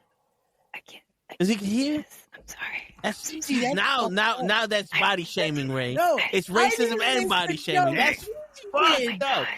I'm so sorry. No, I'm so sorry. how are you on me? I'm so very sorry. Oh. I'm just like, the minute she said it, I'm like, oh, she went there. I did. Hello, darkness, my old friend. Oh. Hey, listen, at least he doesn't have to hear half the bullshit that, you know, people say. That's why I stay off social media. So I want to remind everyone we are back tomorrow at 9 o'clock with the Tone. Oh my god, we're terrible. Oh my god. No, we're not terrible. He's he's with Stephanie. He's winning. I'm about to say, yeah. He's winning. If I was, I'm like, you can say anything you want about me. You can't. It's like you can't hurt my husband. Yeah, dude, you think Trish Stratus's husband is still to this day like, yo, they fucking booed me. Nah. I'd have stood up and said, please boo my ass, motherfucker. That's right. Yeah. I'm boinking Ebony Clark. Oh my god, I'm getting coffee now. Yeah, I'm getting boinking her. What movie's that from, Ray? No clue. Jesus Christ. Lethal Weapon 4. Oh, yeah. Why would I know that fucking line out of the movie? Because it came out while you was alive, Ray. You was alive for Lethal Weapon 4. Fucking Jet Li was in that motherfucker. You know how many movies I was alive for? And you don't know none of them. No. I've seen the Jet movie. Li was... You ain't seen a Jet Li movie? I have. There's a lot of Jet Li movies. I've seen. Fucking Romeo Must Die. Young Mingbi. What? Young Mingbi. You know what Young Mingbi means? No. Young Mingbi means Young Mingbi. Forefather. Where the fuck was that from? Lethal Weapon 4. I'm reciting for you. Holy shit, Ray. DJ, we gotta put this man back in school or something. See what happened when Blockbuster went away? Yeah. I've seen the movies though, DJ. It's just he picks the most obscure He lives in the lines. TikTok era. He got no sense of control. Oh, I thought you were gonna say attention span. Like, that's fucked up. I got that. It's just Apparently you don't. Are you sure, Ray? I got an attention. I mean, you got enough attention span in the cock box, but I mean, other than that, Word, yeah, I'm sorry. yeah. I told you to get my name. Apparently, it has no value anymore in this business. no, See, that's the problem. He gave your name, yeah, but you didn't she validate him. said that you said. Yeah. She called you and you left her on red. Oh, fuck. My bad. I might have then been He now- said, sexy "Who's that this day. sexy chocolate man that's trying to holler at me, Ray?" And Ray was like, "I don't know." You got DJ like, yo, Ray, yo, wait, why you leaving? Got me standing there with a T-shirt in my hand. Word, shit, signature nobody wanted.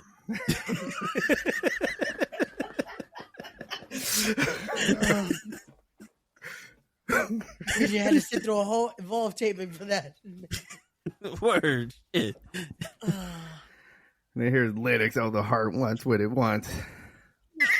Now he's quoting movie lines to us. Word, right? Shit. Oh shit, yo, what's going on, Leo? Hey, listen, man, I ain't mad at neither one of them. As long as they happy, Facts. and as long as they realize I still got a chance. So there's still a chance, Right? Yeah, because Ray mentioned it. It's like, we develop these relationships with these characters. So when the news breaks that they actually have a personal life, people get mad. And I'll be on some, it's fine, because Mercedes Monet is not Mercedes Bernardo, so she could do whatever she wants as Bernardo, but Monet is mine. Well, You know what I'm saying? That's Tosadis right there. We a power couple. Oh, okay. Tosadis. You know what you gotta do? You gotta sing the song you were singing this morning in the chat. That's gonna impress Mercedes. Yo, first off, don't bring that up because y'all disappointed me. I had to put it in twice. Bro, I didn't know you actually... Hutch woke up from a deep sleep and replied to me. My bad. I don't know what conversation we got into. That was like, I was typing. Yo, dude, I shit you not. I did that in a lot of group chats, and the first person to instantly respond to that was my aunt, of all people. I was like, damn. At one point, I was like, I'm just gonna voice record the rest of the song. It's like such a good song. I had to listen to it after. I was like, it's such a good song. That could have been for her, and you fucked it up, Ray. He could be like, look, watch, my friends are gonna chime in right now, and then no one. Mm-hmm. He said, and then she sees Ray, and she's like, "Oh, I know him." And then you just put up a post or something else like, "See, that nigga don't know." Man, my man was at the beach break, and so he got to see Ricochet versus Zach Gowen. Yeah, one-legged man in an ass kicking contest. No, literally. And I'm not talking about Zach Gowen. Yo, Leon, since you was there, what is the purpose of that fucking cage? What was the purpose of it, Leon? You tell me. You was there. They told you. I know they put the disclaimer on your seat. Appreciate that, Lennox. Wait, why you put a question mark? Are you asking us if we're hilarious?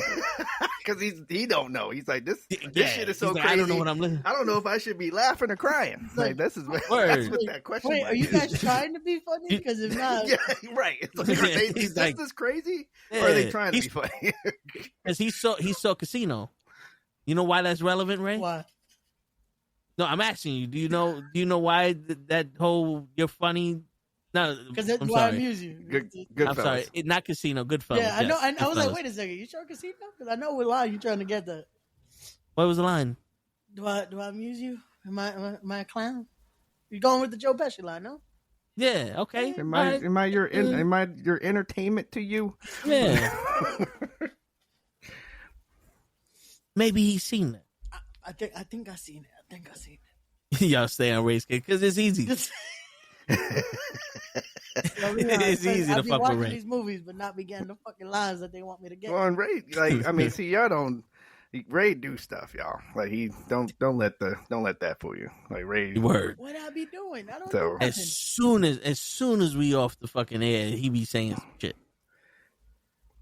He be like, I'm starting to think he a little like I think he got a thing for race here. I want to like when this when the respect card comes out, I want to see the winners and losers. Is it balanced or is it swaying one way or the other? Like, I want to see.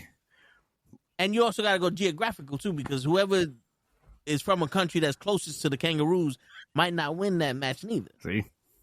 Wait, I think the whole card is from the U.S. So I don't know if there's anyone that's gonna be racist. See? Australia. Can't get one Australian chick in there. Yo, Australian chicks are bad, not for nothing. We didn't have the budget for that. You know how much is the flight from Australia? The budget. Just tell them I'm gonna be there. They'll come on their own fucking accord. Right, because you gotta get, because you need that money to get my plane ticket. In fact, see, we gotta try to get DJ here. We don't got the budget for the flight. We're gonna try to get it. We're gonna get a sponsor for getting everybody's plane ticket. Who else do I gotta get a plane ticket for? Me? You flying in from the Bronx? To Jersey, yeah. Oh, that's crazy. That bridge is crazy, Ray. GPS don't know what to fucking do after that bridge. I know. Yo, GPS be like, go off one of them exits. We'll figure it out later. Yeah. Once you get you in the Bronx, you 10 minutes away. All the time. Word. You in the Bronx, you 10 minutes away. The minute you get on that bridge, that says fricassee like 4 hours. Like, what? I'm going right over the bridge. I don't know what's that. Hey, once you get off exit 74, you on exit 2, like, wait, what?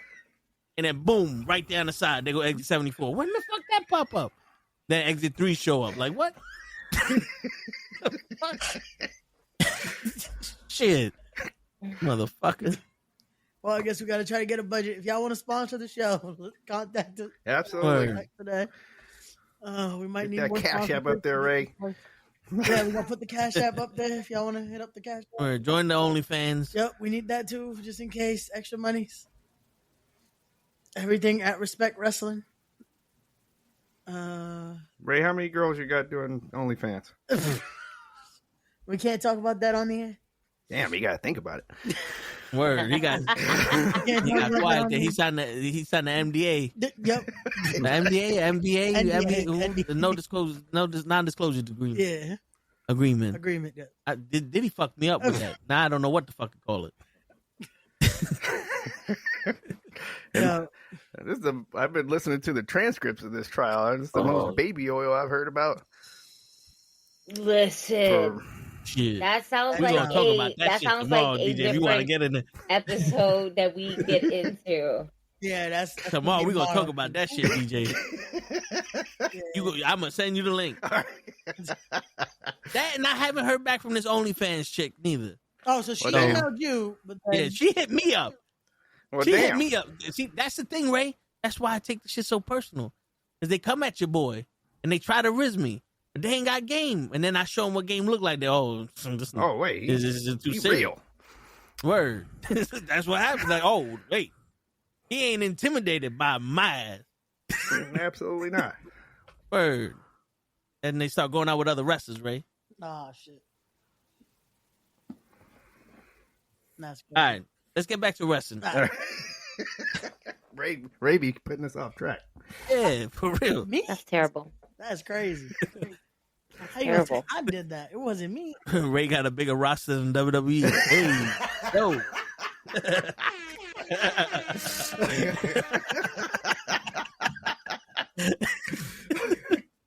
In all weight classes too. Wow. Word. All geographical locations except for Australia for some reason. Right. Kangaroos. Yep. Tag team champions and everything. Mm-hmm. Thick and juicy. Yeah. You know, it's funny, DJ. I don't know if you know this, but Willow Nightingale was in the tag team in the independent, and their name was Thick and Juicy. I can see that. Who was the tag team partner? Valentine. Brooke Valentine. It's funny because who was the juicy one? Because Brooke was thicker than Willow. So is Willow juicy? I guess they left it up to our discretion. That's right. Interpretation. They can change places, I guess. Why does it have to be one or the other? Why can't they both just be thick and juicy? Because essentially, that's what I'm saying. That's what I'm saying. There's not one and one. It's a team effort, but they're not together anymore. As Willow is doing her own thing on AEW, where she is going to be. She's the first female to actually be part of Anarchy as a wrestler. All I know is Cesaro put his hands on her. Uh-oh. So he threw her into the cage, into the side row. You saw that? Because I think all the times we had anarchy was always just men. Just men have like a men faction, all men faction. Mm-hmm. But this one right here is going to have Willow Nightingale and Marina's chauffeur. Took me a second to get that name out. Wow. So I'm kind of excited for this because I want to see what they're going to do with them. They're going to do something Because crazy. that would be a hell of a dynamic. You got fucking anarchy in the stadium, and then the women are wrestling each other. What happens when Cesaro goes up the elevator and he sees Conan and LAX beating up the fucking FTR, and then he goes up the next flight and Willow's there? Who knows? We'll see. We shall see. When that time comes. And that would be next week's episode since we thought it was this week's episode. Yeah. Word. I could have sworn it was this weekend. I was like, oh no, so they're competing with WWE. Okay. So yeah, next week's episode It's we'll been give them our predictions, shrooms Ray was talking about. but all that. Yeah. Yeah, DJ. I was about to say, what else we got? Yeah, that's what I was trying to think. Okay, here you go. Logan Paul and Jey Uso are main event, Saturday night main event. One, you think that this shit happened way too fast of a storyline for them to just have that main event? And two, why is Logan Paul starting it? Why is Logan Paul the first? Because Saturday night's main event is basically a house show. Yeah. Yeah. I wouldn't take it that serious. It's a house show. It's something fun for us to watch. They're gonna flip around. He's gonna get a super kick in his mouth, splash, and we're gonna be yeeting Saturday night. Like that's come on, this is Hogan versus Cowboy Bob Orton. Like there was no reason for Cowboy Bob Orton to have a title shot, but it's Saturday night's main event. He's a good heel. Let's just go with it. That's basically what it is. They're just selling tickets. Logan Paul's name sells tickets. Jey Uso sells tickets. It's going to just sell. So, again, it's like DJ said, it's a glorified house show. It's not fine. On a premium live event. Yeah, I'm okay with it being a house show. It could have been in Saudi, remember. It could be 10 times worse. Yeah, Crown Jewel now is in Perth. Yep. That's going to be fun. Now, if Ray can get us some tickets, let's go on over there. To Australia? Yeah. Yeah. The Kangaroo Hunter. Don't you get a discount with all the times you went over there? I haven't been to Australia. All of a sudden. You know how expensive it is to go to Australia? You notice how when Ray lies to you, he talks to you like you wanted his kids? I'm not your father, young man. I've never been to Australia. I don't know Stephanie McCoy. John Cena's the best of all time. You see how he lies? Oh, here we go. Y'all think they're going to what we can talk about. And where you get the Max Headroom glasses from? Word. Yo, I thought Boris said, y'all think they're going to do Booker T versus Punk. And I'm like, what? And then I said, do you think they're going to book? He looked a little bit close. Yeah. That would be interesting. Right? Just Booker T out of nowhere. Booker T out of nowhere with CM Punk. 5 times. Punk versus Cena has to happen. Yeah. And I wouldn't be surprised if that's one of the last matches Cena has. Yeah. Yeah, more than likely. Well, they confirmed his last match is going to be in Boston, too. They confirmed his last match in December will be in Boston. Listen, let's not talk about Boston right now, Ray. I'm sorry. You always find a way to just poke it at me. Right, Ray? You just like to fucking poke the bear, Ray. Poke the bear. You didn't even show up yesterday. Uh-oh. I had a meeting. I'm sorry. Uh-oh. You had a meeting. You're the reason why the Knicks lost. Uh-oh. You got Karl Anthony Towns in foul trouble early. Uh-oh. Come on, Ray. It's okay. Y'all still at 3-2. It's okay. You see this shit? Y'all still at 3. Like, wait, what are you, I'm a Miami Nets fan? Heat fan. fan. I'm not a Knicks fan. He's a Miami Heat fan. Yeah. Damn. Damn. Not even a Miami Heat fan. He's a Miami Heat fan. Yeah. Since when? Ron James? No. It was actually before. It was way before. Shaq was still on the team when I was fucking cheering for the Miami. So Dwayne Wade got you, dude. Yeah, more than likely. And I repeat. It's still fuck Boston, but I'm just saying, like, y'all got it. That's gonna be okay. When we talk about the Knicks, it's fuck Boston. When it's John Cena, no. He want to go to Boston. Here we go. See? Speaking of John Cena. Yeah, let's go back to John and what he's done to our truth. Yeah. Hey, Ron. I almost woke up in time to see that. Ron should have stopped. I saw that match. Yo, DJ, I saw Randy Orton versus John Cena 3 times because I had to go back because I fell asleep all 3 times during that match. All 45 minutes of that match, I was like, "You're sleep deprived. You don't get to say that's not nice." No, I was fully awake when I rewatched the Fatal 4-Way. Just because you were fully awake at that moment does not mean you're not sleep deprived. You're still going to be like, "Oh, this couch feels comfy." No, I'm gonna get up now. When Drew McIntyre comes out, Charlotte Flair comes out, and John Cena come out instantly. Wow. Instantly. But I had a cup of coffee. I got the cinnamon roll, 8 cups. Not bad. It's a hint. You know, it's like cinnamon in my coffee. Yeah, see? I can roll with cinnamon. But what'd you think of that match, DJ? Like you said, it was kind of especially the first 15 minutes of the match is like a typical John Cena match. Like we're blocking AAs, and I'm just like, man, you know, just like for real, like, and then I don't know how many referees got knocked out. I mean, it just, you know.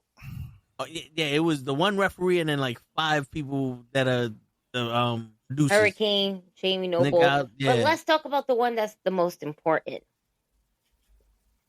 Nick Aldis. Yeah, that blonde dude. Oh, I thought you I was gonna say I was thinking about the blonde dude too, but no. Nick Aldis actually got RKO'd.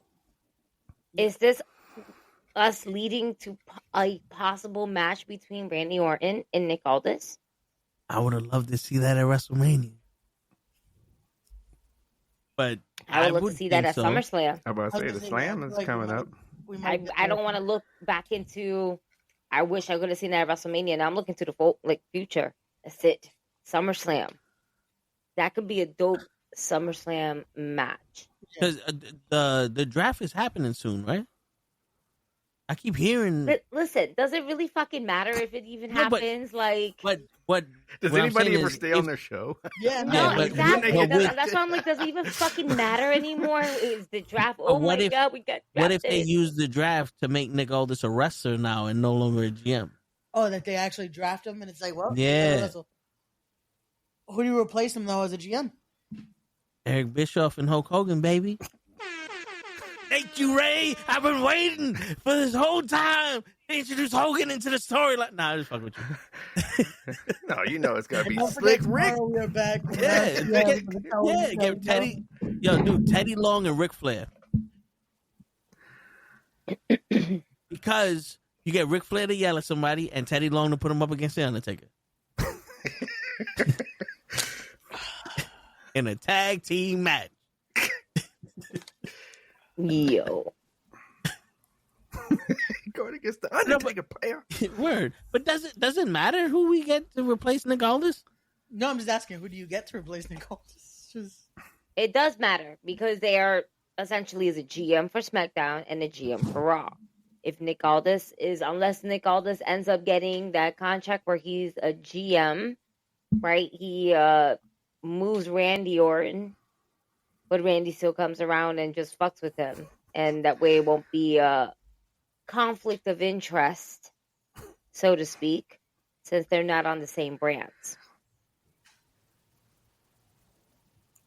Interesting. Well, I'm saying that because right now, Nick Aldis is doing a fantastic job as a GM. We all want to see him wrestle again.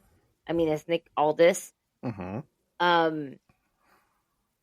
But him playing the role as a GM, he's doing a phenomenal job at it. Yeah. And it's like, it's who, if you were to replace him, who would it be? Jordan Gable. Is Jordan Gable? Jason Jordan? From Jason Jordan. There you go. Jordan Gable. Bro, you put his name and Chad Gable's name together. Yeah. There you go.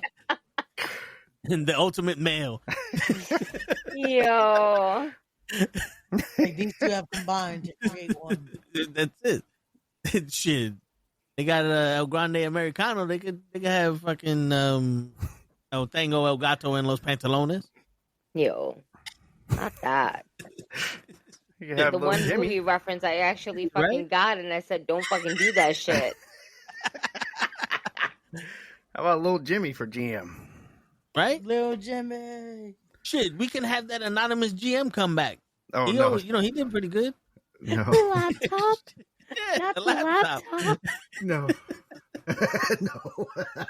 I'm Bring gonna back be the on that. laptop. That's all we do. No, it was the dumbest thing, but it was the most entertaining thing at the same time. Like, oh wait, the laptop has something to say. And then they go, Can I have your attention, please? I'm like, this is. They had shit else to do but to fucking rib us with this bullshit. Word. Dude, I felt like I was doing the Easter Bunny with my daughter. Look over there. Oh, see, look at the egg. That's how. Underneath the bed. Yeah. The bunny came around and put the egg underneath the couch cushion. Isn't that something? Don't need any of the chocolate that's not in the egg. Right. that's left for the bunny, but it's not edible. All right, I think Lennox is a little behind us. But nobody wants Hogan as SmackDown GM. Because Hogan needs to be on Raw. Oh, jeez. So you want the crowd to, to get their boo lungs going, huh? Start the week off straight. No. I will not do be this. ready. Boo. Yeah. Boo. I mean, listen, we got. Here you go. This one is for DJ. Because he's not going to see this one coming. Mm-hmm. Oh, God. You know who could be the GM of SmackDown? Who's that? Gail Kim. I didn't see You're that. welcome. Oh, look at you with a good one. You're welcome. Did See that? Yeah. You like he solved the whole thing. It's like he solved the whole mystery. I was like, you know what? Print that motherfucker. That's the end of Endgame. But would she make that much of an impact the way Nick Aldis has?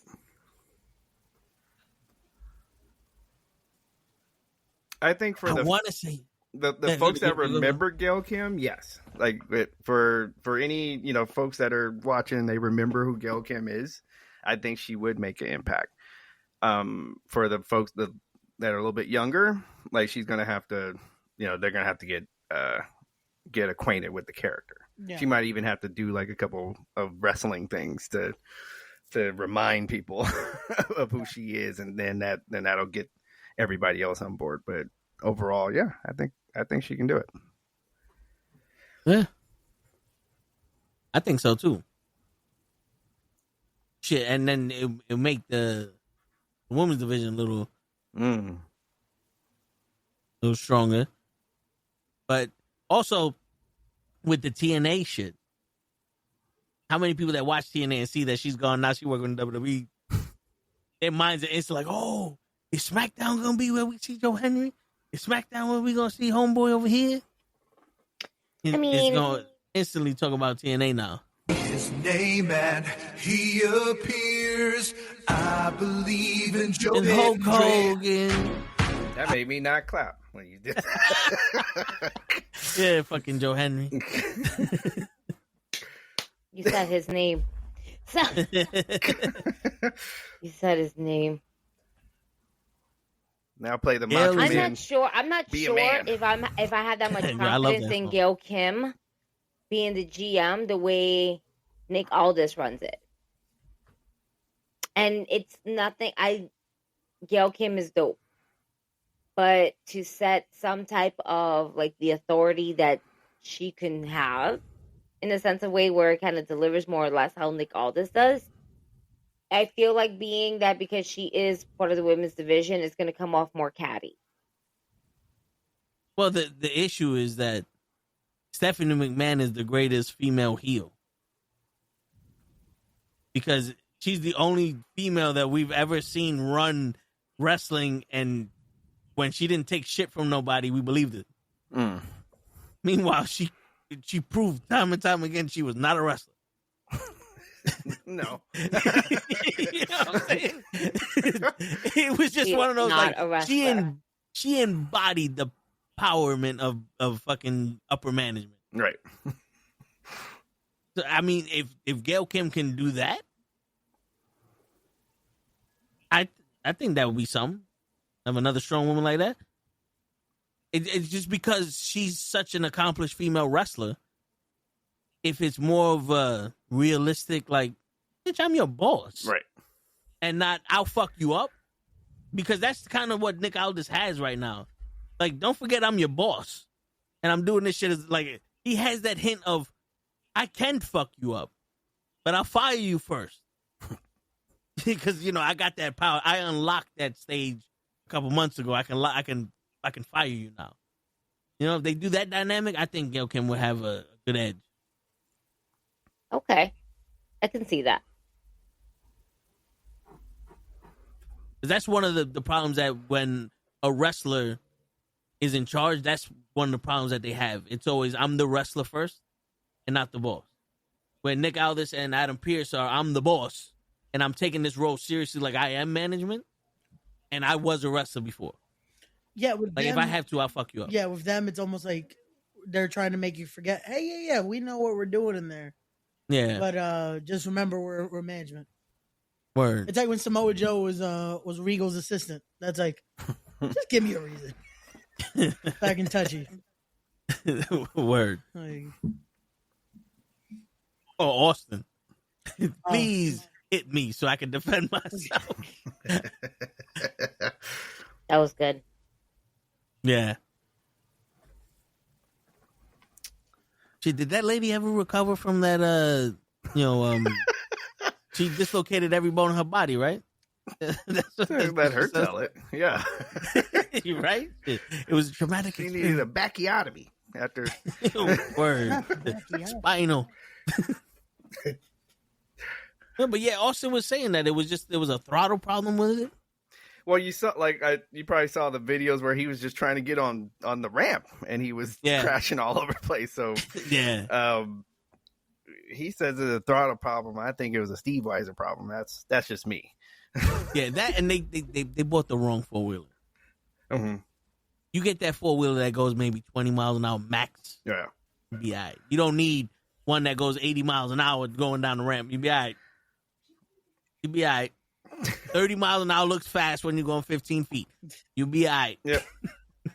And you're going downhill on a narrow ramp. Yeah. You only need about, like you said, 25, 30. It'll look good. Yeah. I mean, when Andre the Giant was on that motorized ring, no one gave a shit how fast that went. No, we didn't. And when he kicked Haku out of and Bobby Heenan out of it. Word. Get the fuck off my shit. You lost. I was hollering. I was just like, oh man, did he kick him out of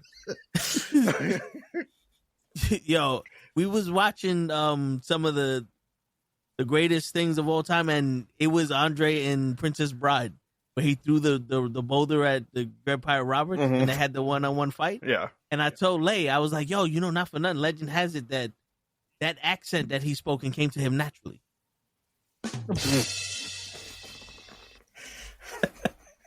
He's that good of an actor. Yeah, well,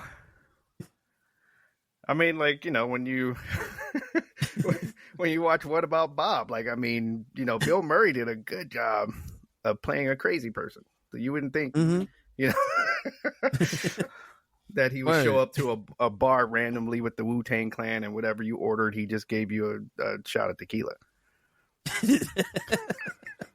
We got a rum and coke. Here goes tequila. Yes. Yo, 2 beers. Cool. Tequila. That's it. Like the song says, tequila.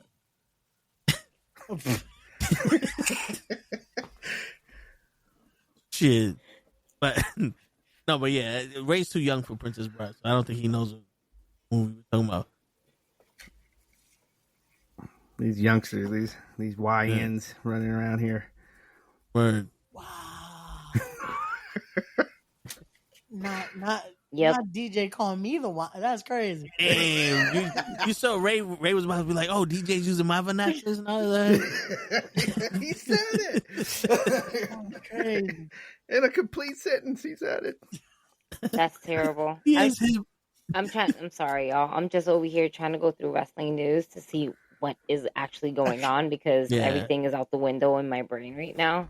No, I mean, most of the conversations are gonna have to take place next week. Yeah, there's nothing really to discuss this week like that. Well, prayers out to Jim Ross, who is battling colon cancer. That is pretty fucked up. R.I.P. Oh yeah, Sabu. R.I.P. Sabu, man. That was. Yeah. Wait, did we not talk about that? I think it's because we spoke a little bit of it on Monday.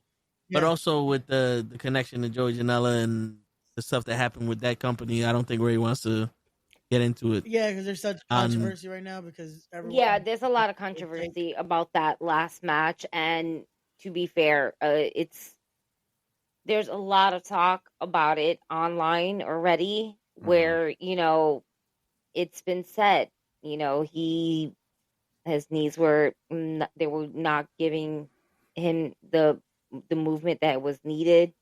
Mm-hmm. He came in, he didn't look too good, but they still said to run with it. Mainly probably because he wanted to run it too. And they shouldn't have, but they did.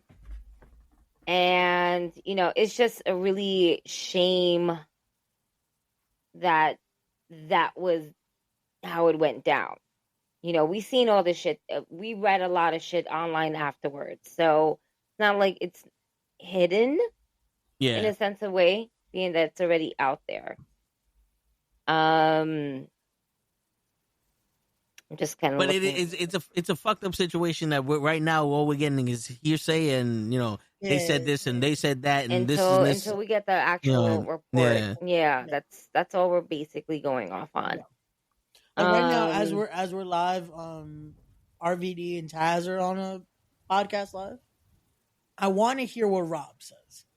Because if there's anyone that would know, it's probably going to be Rob Van Dam. His training partner. Oh my God. Like, for those, I don't know if I know Toe actually watch AEW, but I don't know if you did, DJ. Or even happen to capture the clip of Taz talking about Sabu and how choked up the man was. Yes, I saw that. Like Taz went through it. Right. Well, this is kind of a, now that I'm thinking about it, this is kind of a rough week for the health-wise for some of the older wrestlers. Like you had Jake Roberts also, he have a surgery. Yeah. He had surgery. Okay. Mongo passed away not too long ago. Right. Yeah. Going back to JR, that just a reminder, folks, go get your stuff checked when it's time to go get checked. Don't let that go by. Don't let that check engine come on without you getting checked. No. Your health is not something you can take for granted because that shit happen. It goes quick. Yeah. Right. Yeah. All right. And then here you got Sabu, where this is that, watching the movie, it's just like the movie The Wrestler. It's where these folks, this is it. They're like, no, I'm going to go until I just about die in the ring. And this is why people take it so serious when you undermine the wrestling industry. Yes. Yeah. Because in professional sports, there's someone there to stop someone from killing themselves to go out there. In football, you got too many concussions. The team's like, yo, bro, you're not really helping us. We got to sit you down. You could, this is your life. Wrestling, there's none of that. You could have a serious injury and the doc tell you, yo, you can't wrestle again. and someone's willing to pay you to show up because you draw money. Yep. And you go there, and next thing you know, you die in the ring because you didn't take anybody's advice. You know what I'm saying? And people are willing to do that just for everyone's satisfaction. Yep. Because the thrill of the crowd, and that is a drug in itself. You know, the people don't understand. A lot of these people were addicted to painkillers because they were addicted to the show that they were putting on for the fans. Yes. It wasn't because, this makes me feel good. No, being in the ring performing is what made them fulfilled. Right. A lot of the fucking time. Right. We had too many wrestlers die because they killed themselves doing us the favor of putting on a performance. You know what I'm saying? I know what you're saying. And that was Sabu, because even before that, his body was shut down, from what I'm hearing. Yes. And this man wasn't one of those wrestlers that put you in a headlock. He jumped through tables, barbed wire. He taped his bicep up. I remember watching that match live. He taped his bicep up while Terry Funk was punching him in the face for real. Yes. I remember that match. I remember he was like, stop being a little bitch and fight me. And he's punching him in the face for real. And Sabu's taping and punching him back like, motherfucker, give me 2 seconds. I get back in the fight. That was when I was like, oh, shit. That's real barbed wire. Then I had the question, like, how do you fake barbed wire? You don't. Yeah. It's the same thing. Like, how do you practice falling off a ladder? And you through glass. Like, and... Word. Let's not get Ray started with the glass. Wild. I'm like reading some stuff here. And no kidding, have we heard from Darby Allin? Because he kind of owes his career. He's breaking records. Okay, he is living his life right now. For once, he's not dying. Well, kind of. Literally. Yeah. Because when you're climbing Everest, there's a part of it where you are literally dying. So if he's doing that, well, because the air is so thin or something. Yeah. So when you get to that top part, they only let, like, when you go with a tour, they only even let you stay up on this particular part for only like about 10 minutes or so, because you're literally dying from the height. Yeah. Damn. So he's on Mount Everest now? Well, he was. He already did his climb already.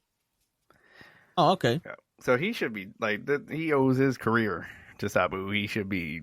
Yeah. That's why I asked. I'm like, no, he should be one of the people that make one of the biggest statements on this. Yeah. Stay away from buses.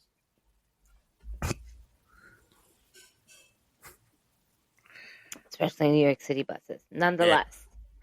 Like his ass. I'm reading over here, Tatanka is confirmed for an attendance at WWE Saturday night's main event in Tampa. Tatanka, okay. Tatanka, yeah. Former WWE superstar Tatanka will attend WWE Saturday night main event on May 24th, alongside his family celebrating his legacy. Nice. Okay. Yeah. They don't mention his undefeated streak. They don't. As much as they mention Goldberg. They don't. Hopefully they will. I think not many people remember that he had, like, for a while, he was... Shit. Like, we don't want to piss them off, right? I remember. You know, it's funny. Now this is just me, when I was a kid, I had the toys. So when I bought Tatanka, when it first came out, he came out and Chief J Strongbow came out. So I had a storyline that Chief J Strongbow was the trainer for Tatanka, and he was also undefeated from back in the day. Okay. So in my figures, they never lost. Either one of them. Never lost. It's like I got right now on this shoulder, I have a Sting Galoob figure that was from when I was a kid, and he never lost. Like, he never lost. Yeah. No matter what I stacked against him in the storyline, he never lost. Yeah. Never lost. Shit, I got a Tatanka from this Mattel shit in my case. I'm not gonna look through it. It's too many. But yeah, he still ain't never lost. I don't know why. You know who I made? Now making Dragon. My figure fed. Christian was Ultimo Dragon for some reason. Like I just made him every champion I could. Christian was just winning titles for some reason. Ultimo Dragon. Like, that figure was a good figure to use. People don't realize some of these figures are hard to use when you play with them, and the other ones are just like for some reason. Christian was. You could do every move Christian did with the figure. Like I would hit tornado DDTs, like the reverse, perfectly. And then I'm looking, I'm like, yo, Umaga was not the same size as Yokozuna. Why is this figure so fucking big? Because I think they copied, they just sculpted with the same body parts. Like, there's definitely a few that you can tell that's like, they just changed the color on this figure and it's the same body. It's like, I got lazy. So what? So did you? Nah, you guys started? They were smart. They were like, it's the same family. Don't worry about it. Yeah. So did you guys start got with lazy. Hasbros? They all realized, and they're all Samoans. They're all big niggas. Fuck it. Word. Who'll know? They won't know. Here's Toe. Who's gonna know? Here's Toe. Who's gonna know? Toe's like, I'm gonna know. This is Yokozuna. This ain't Umaga. Yo, I used to take apart the figures. Yeah. It was I shit you.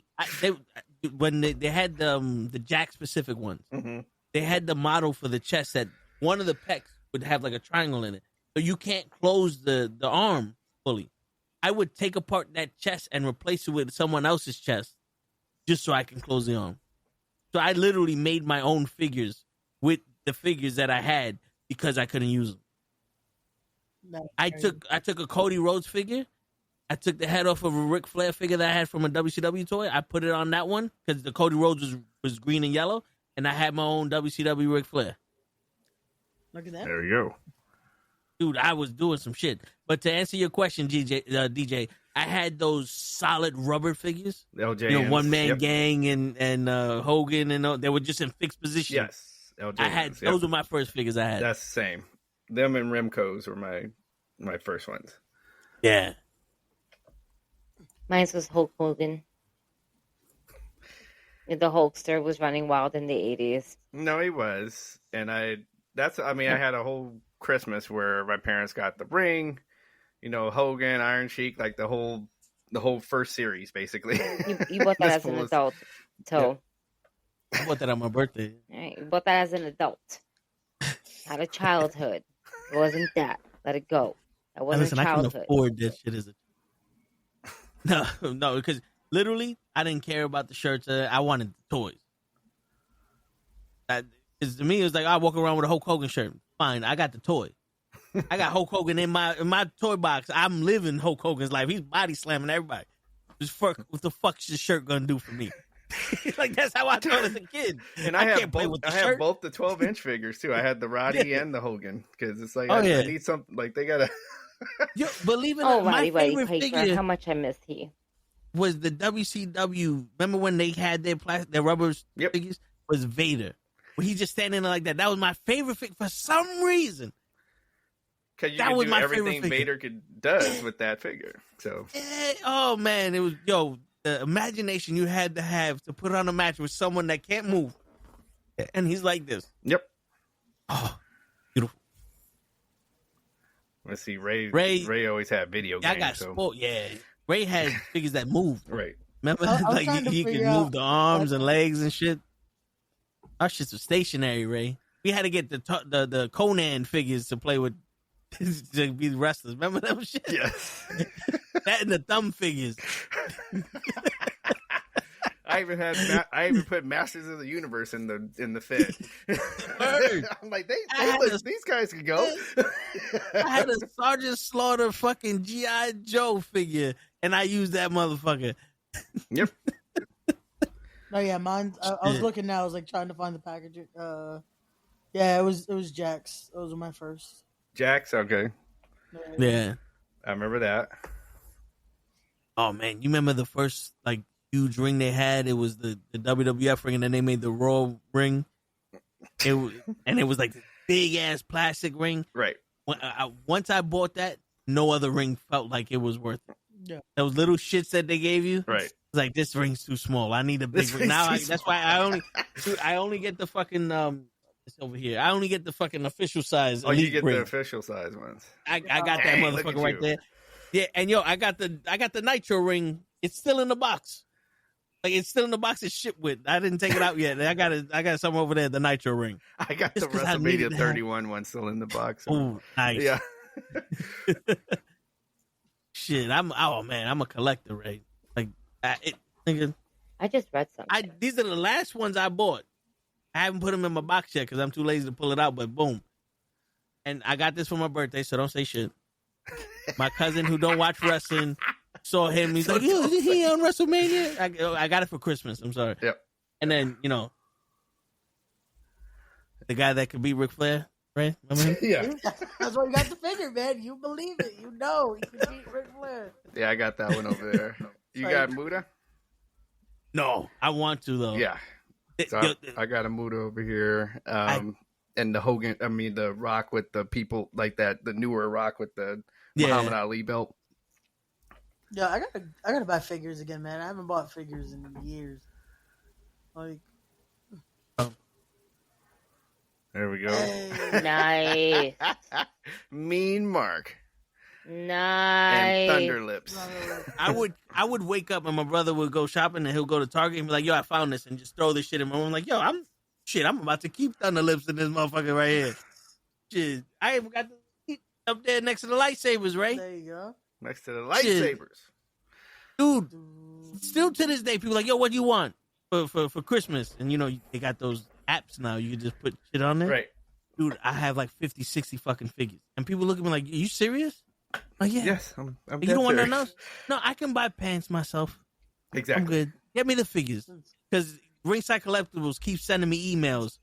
Your cart is about to be deleted. You need to buy it. I'm like, I don't have $200 to buy all that shit. All right, leave me the fuck alone. I'll put them back in the cart.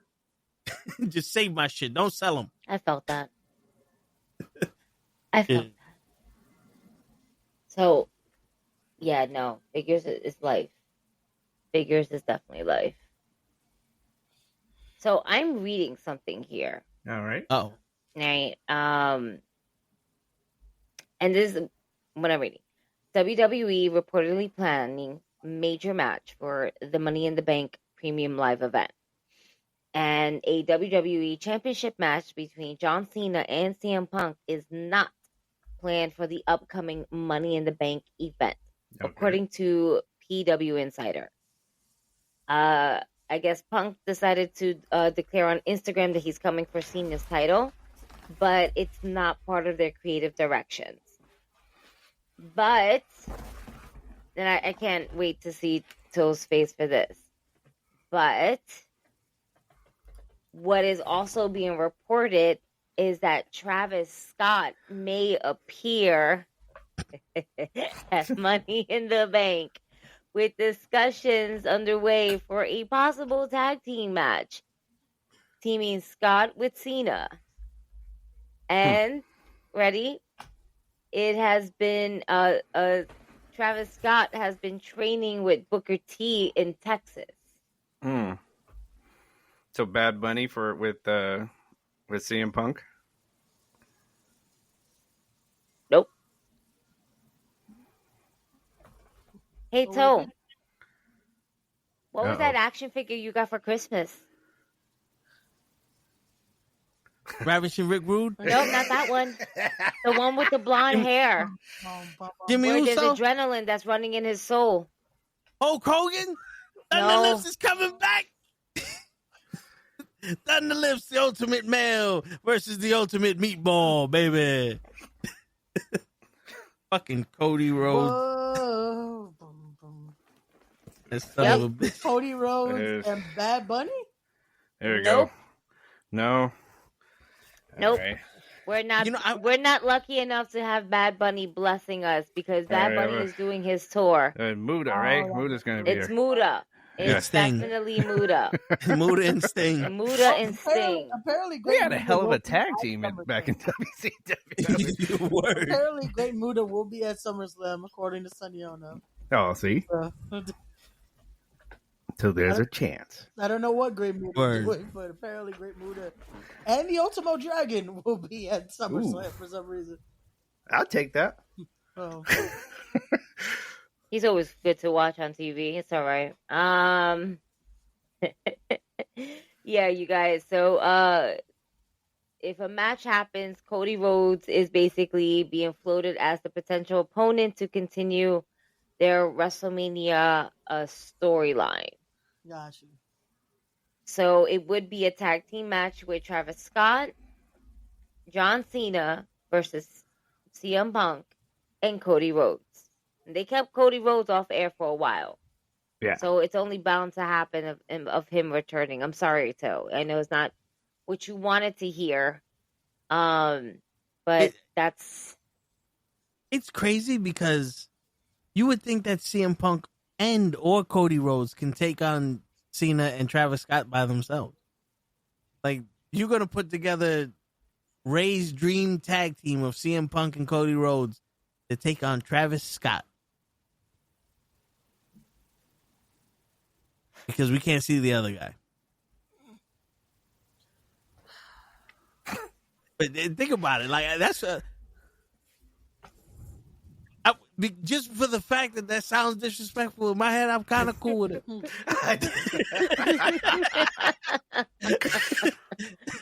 happy to see that guy, but it's like, no.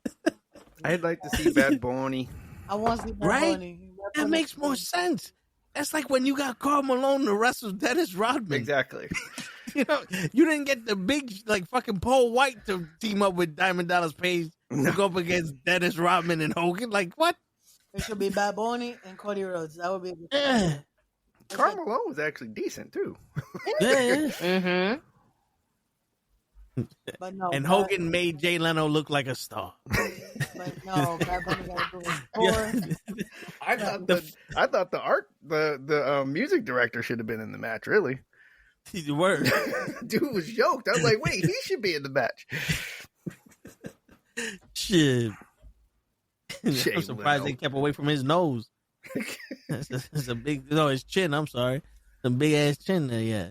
Jay Leno.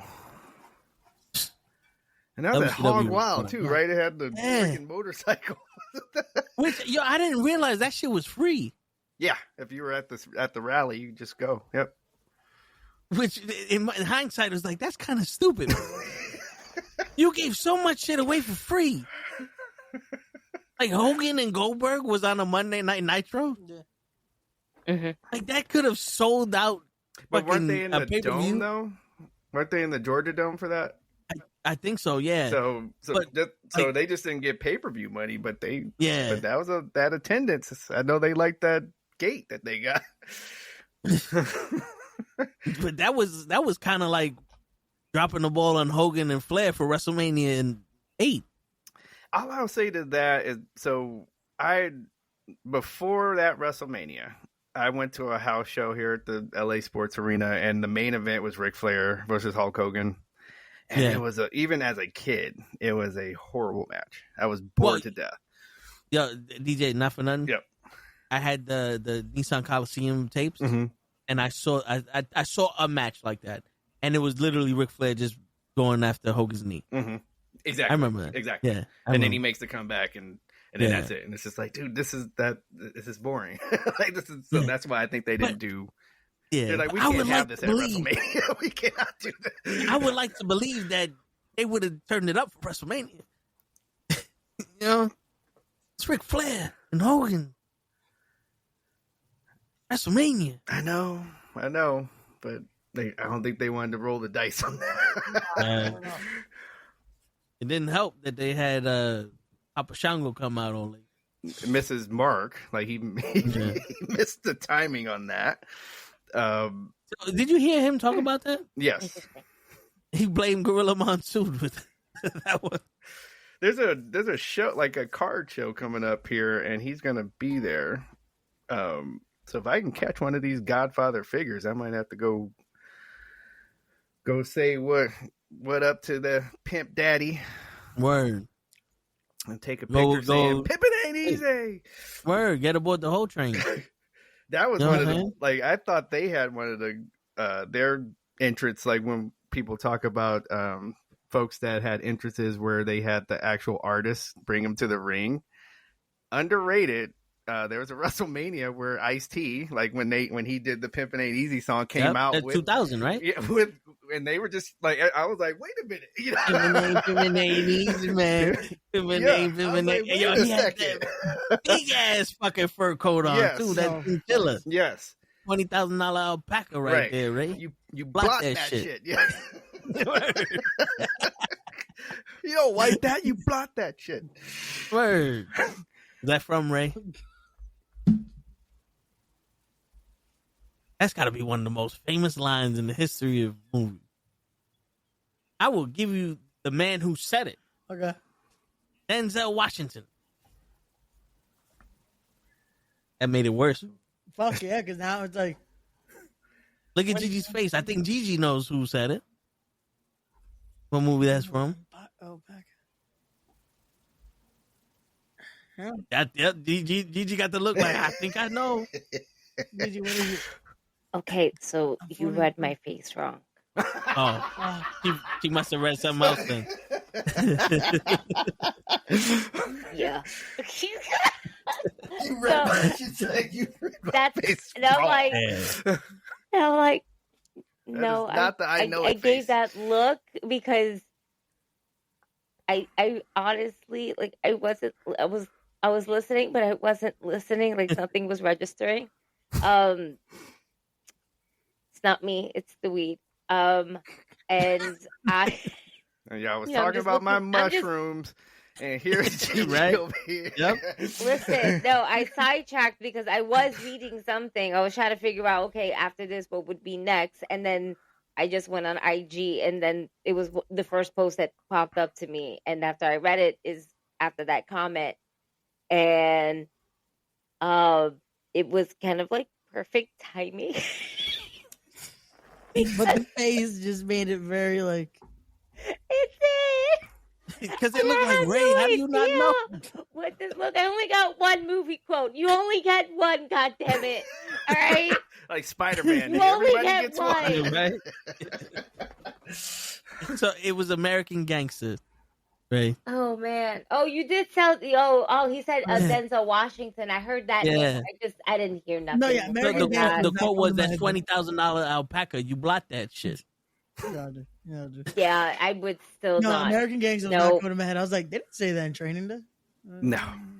Wow. That's what came to my head. That's the only Denzel movie that came to my fucking head. Listen, we was only joking about the racism. Now all of a sudden, why Denzel got to be crooked before he took it, Ray? Wow. So what shocked me, and not your Denzel Washington movie quote that apparently worked out perfect timing, and it didn't work out so much for you. No, it worked out. It worked out for me. Yeah.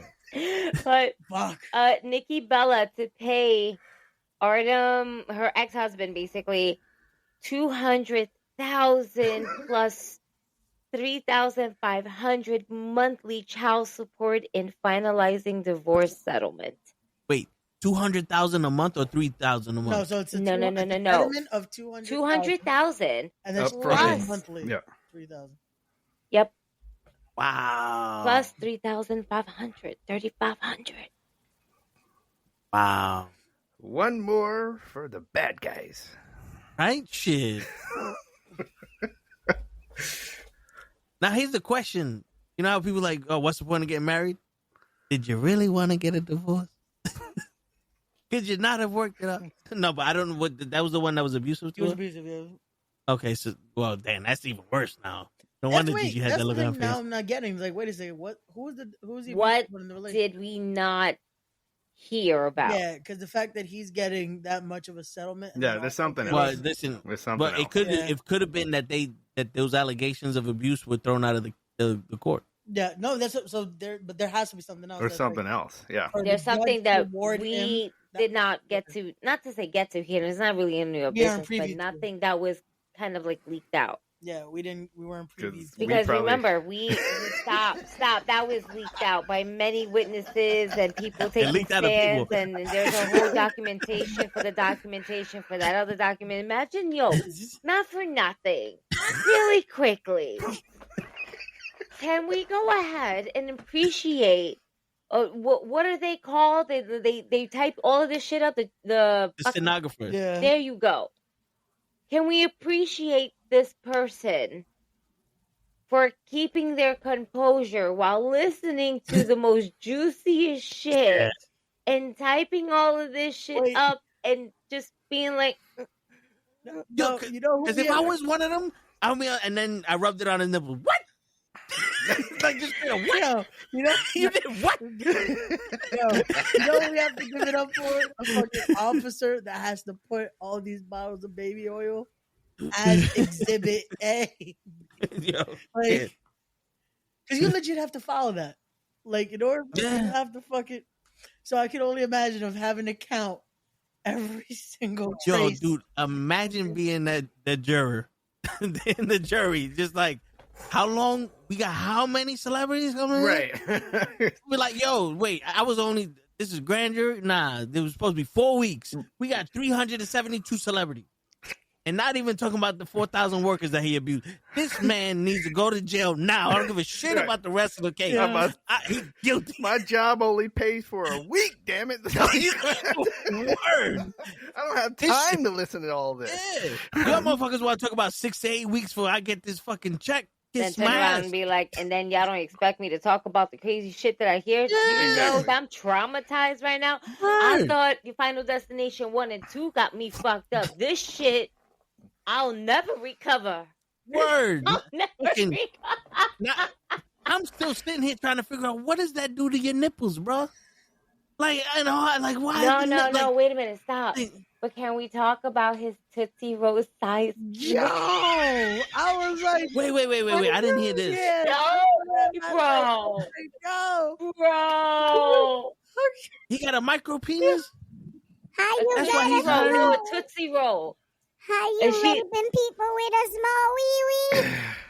The world looks mighty good to me. No wonder he won't stop. Wow.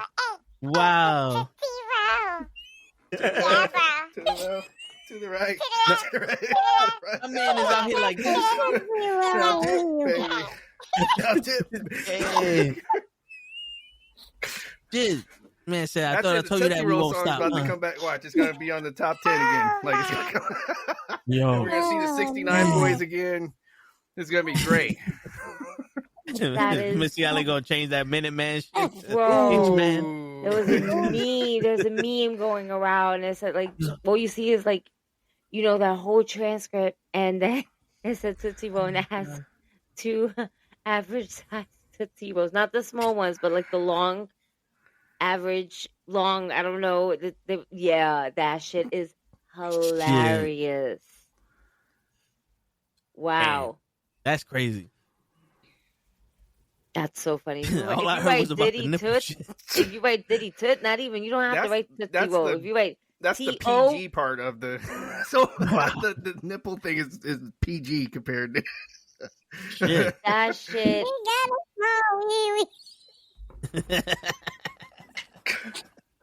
Damn, no wonder he was so obsessed with the BBBCs. I'm saying. Shit. He can't stop. You don't feel it.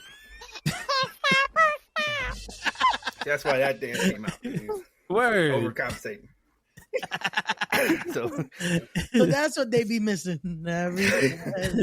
It's all like now we go back and watch all these music videos and listen to these lyrics. Yep. It's all out there. They did all. We're out like, there. you done?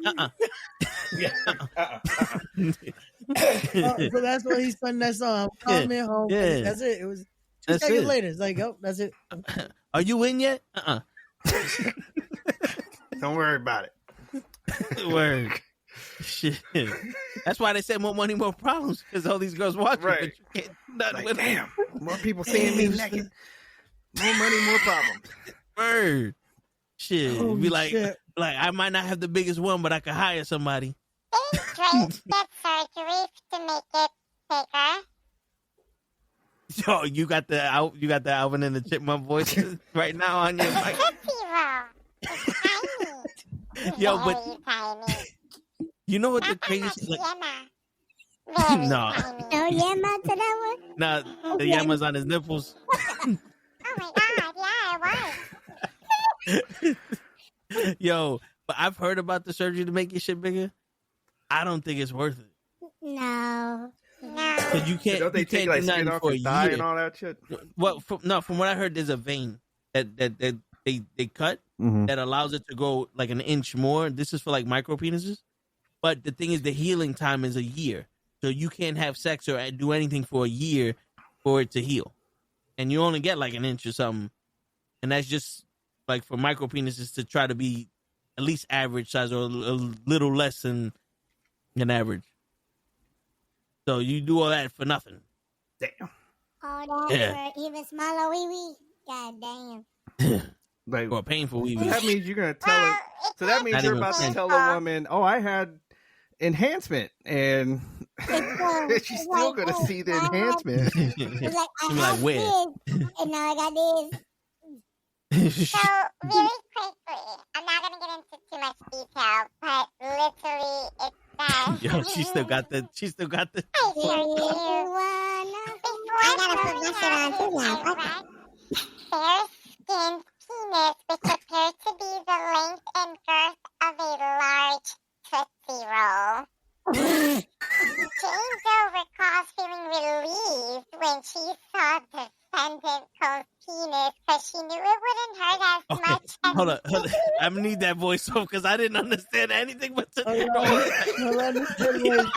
was relieved by the your penis. So at the she said she was relieved because after she saw his Tootsie Roll, she was like, it wouldn't hurt as much due to the lack of length and girth. Yeah. She thought his penis was an itty bitty ditty. Oh, shit. Damn, son. And then my man said, "Oh yeah, but you don't know I got the rhino whip." No, wait. Now I know where I saw it. Of course, yo. Wow. I swear, this shit that we see is wow. Hold on, so here's the meme. Just in case, I put it in the group chat. You need a reference of the size of a Tootsie Roll. 50 Cent got you. All right. 50 Cent's gonna make sure he got you. Defendant Combs. Oh, 50 about to have a field day. Yo, 50's great on. Yo, 50's having so much fun. He's having so much fun. This is way too much ammunition for 50 Cent. Oh, man. Y'all just giving this shit away for free? That's what he said. Y'all just giving this shit away for free?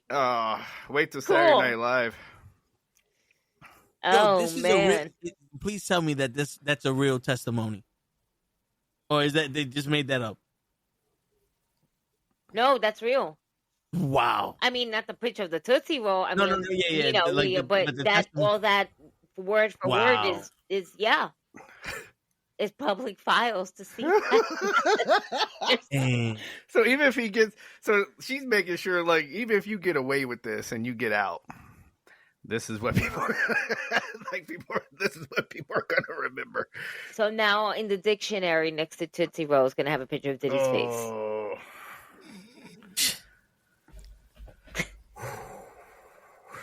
Holy shit.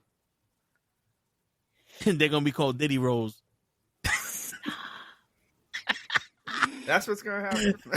Hey, let me get one of them Diddy rolls. No Diddy.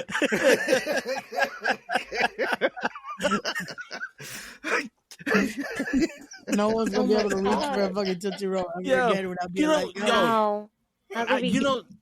Before that, you gotta imagine that Diddy would get off telling the girl, snap it to us. Yo, you know what's gonna happen? Someone's gonna go to fucking random stores now and just buy themselves a pack of Tootsie Rolls and this is. You know what's gonna happen? You're just gonna see. I'm just gonna be shaking my head at something. It's gonna be by tomorrow, Ray. Tomorrow is gonna happen. It's gonna happen. The internet is undefeated. Yes, it is undefeated. It's over with. Somebody's gonna go to the bodega and be like, "Yo, let me get a couple of them Diddy Rolls." Yeah, let me get some Diddy Rolls. I'm never gonna look at Tootsie Rolls again. Yo, fags. That's it. It's like nah. It's over. It's over. Like, but hey, the bodegas are about to be like. and I like those.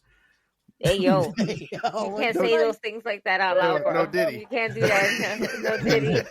The Tootsie Pop. Say those things out loud like that. Now you got it's bad. Now you got to buy a blow pop and not a Tootsie Roll. Oh shit! That sounds now more we're innocent. blowing. A blow Now pop. we're blowing. Buying a blow oh pop sounds more innocent than getting a Tootsie Roll. Now, what the hell? They're killing our childhood. Yeah, we can't have nothing. You can't even have a little chocolate again, y'all. I'm just saying, it's not. Now I'm just. Damn. We still got now and laters, right?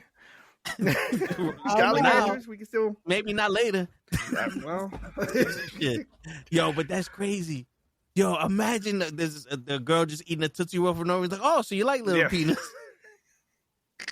Yeah, now that's gonna be the line. If you ladies, there's always gonna be that one friend, and it would be me being that one friend looking at someone like, why are you really like enjoying that? Like now I'm gonna question you. Now, do you want to?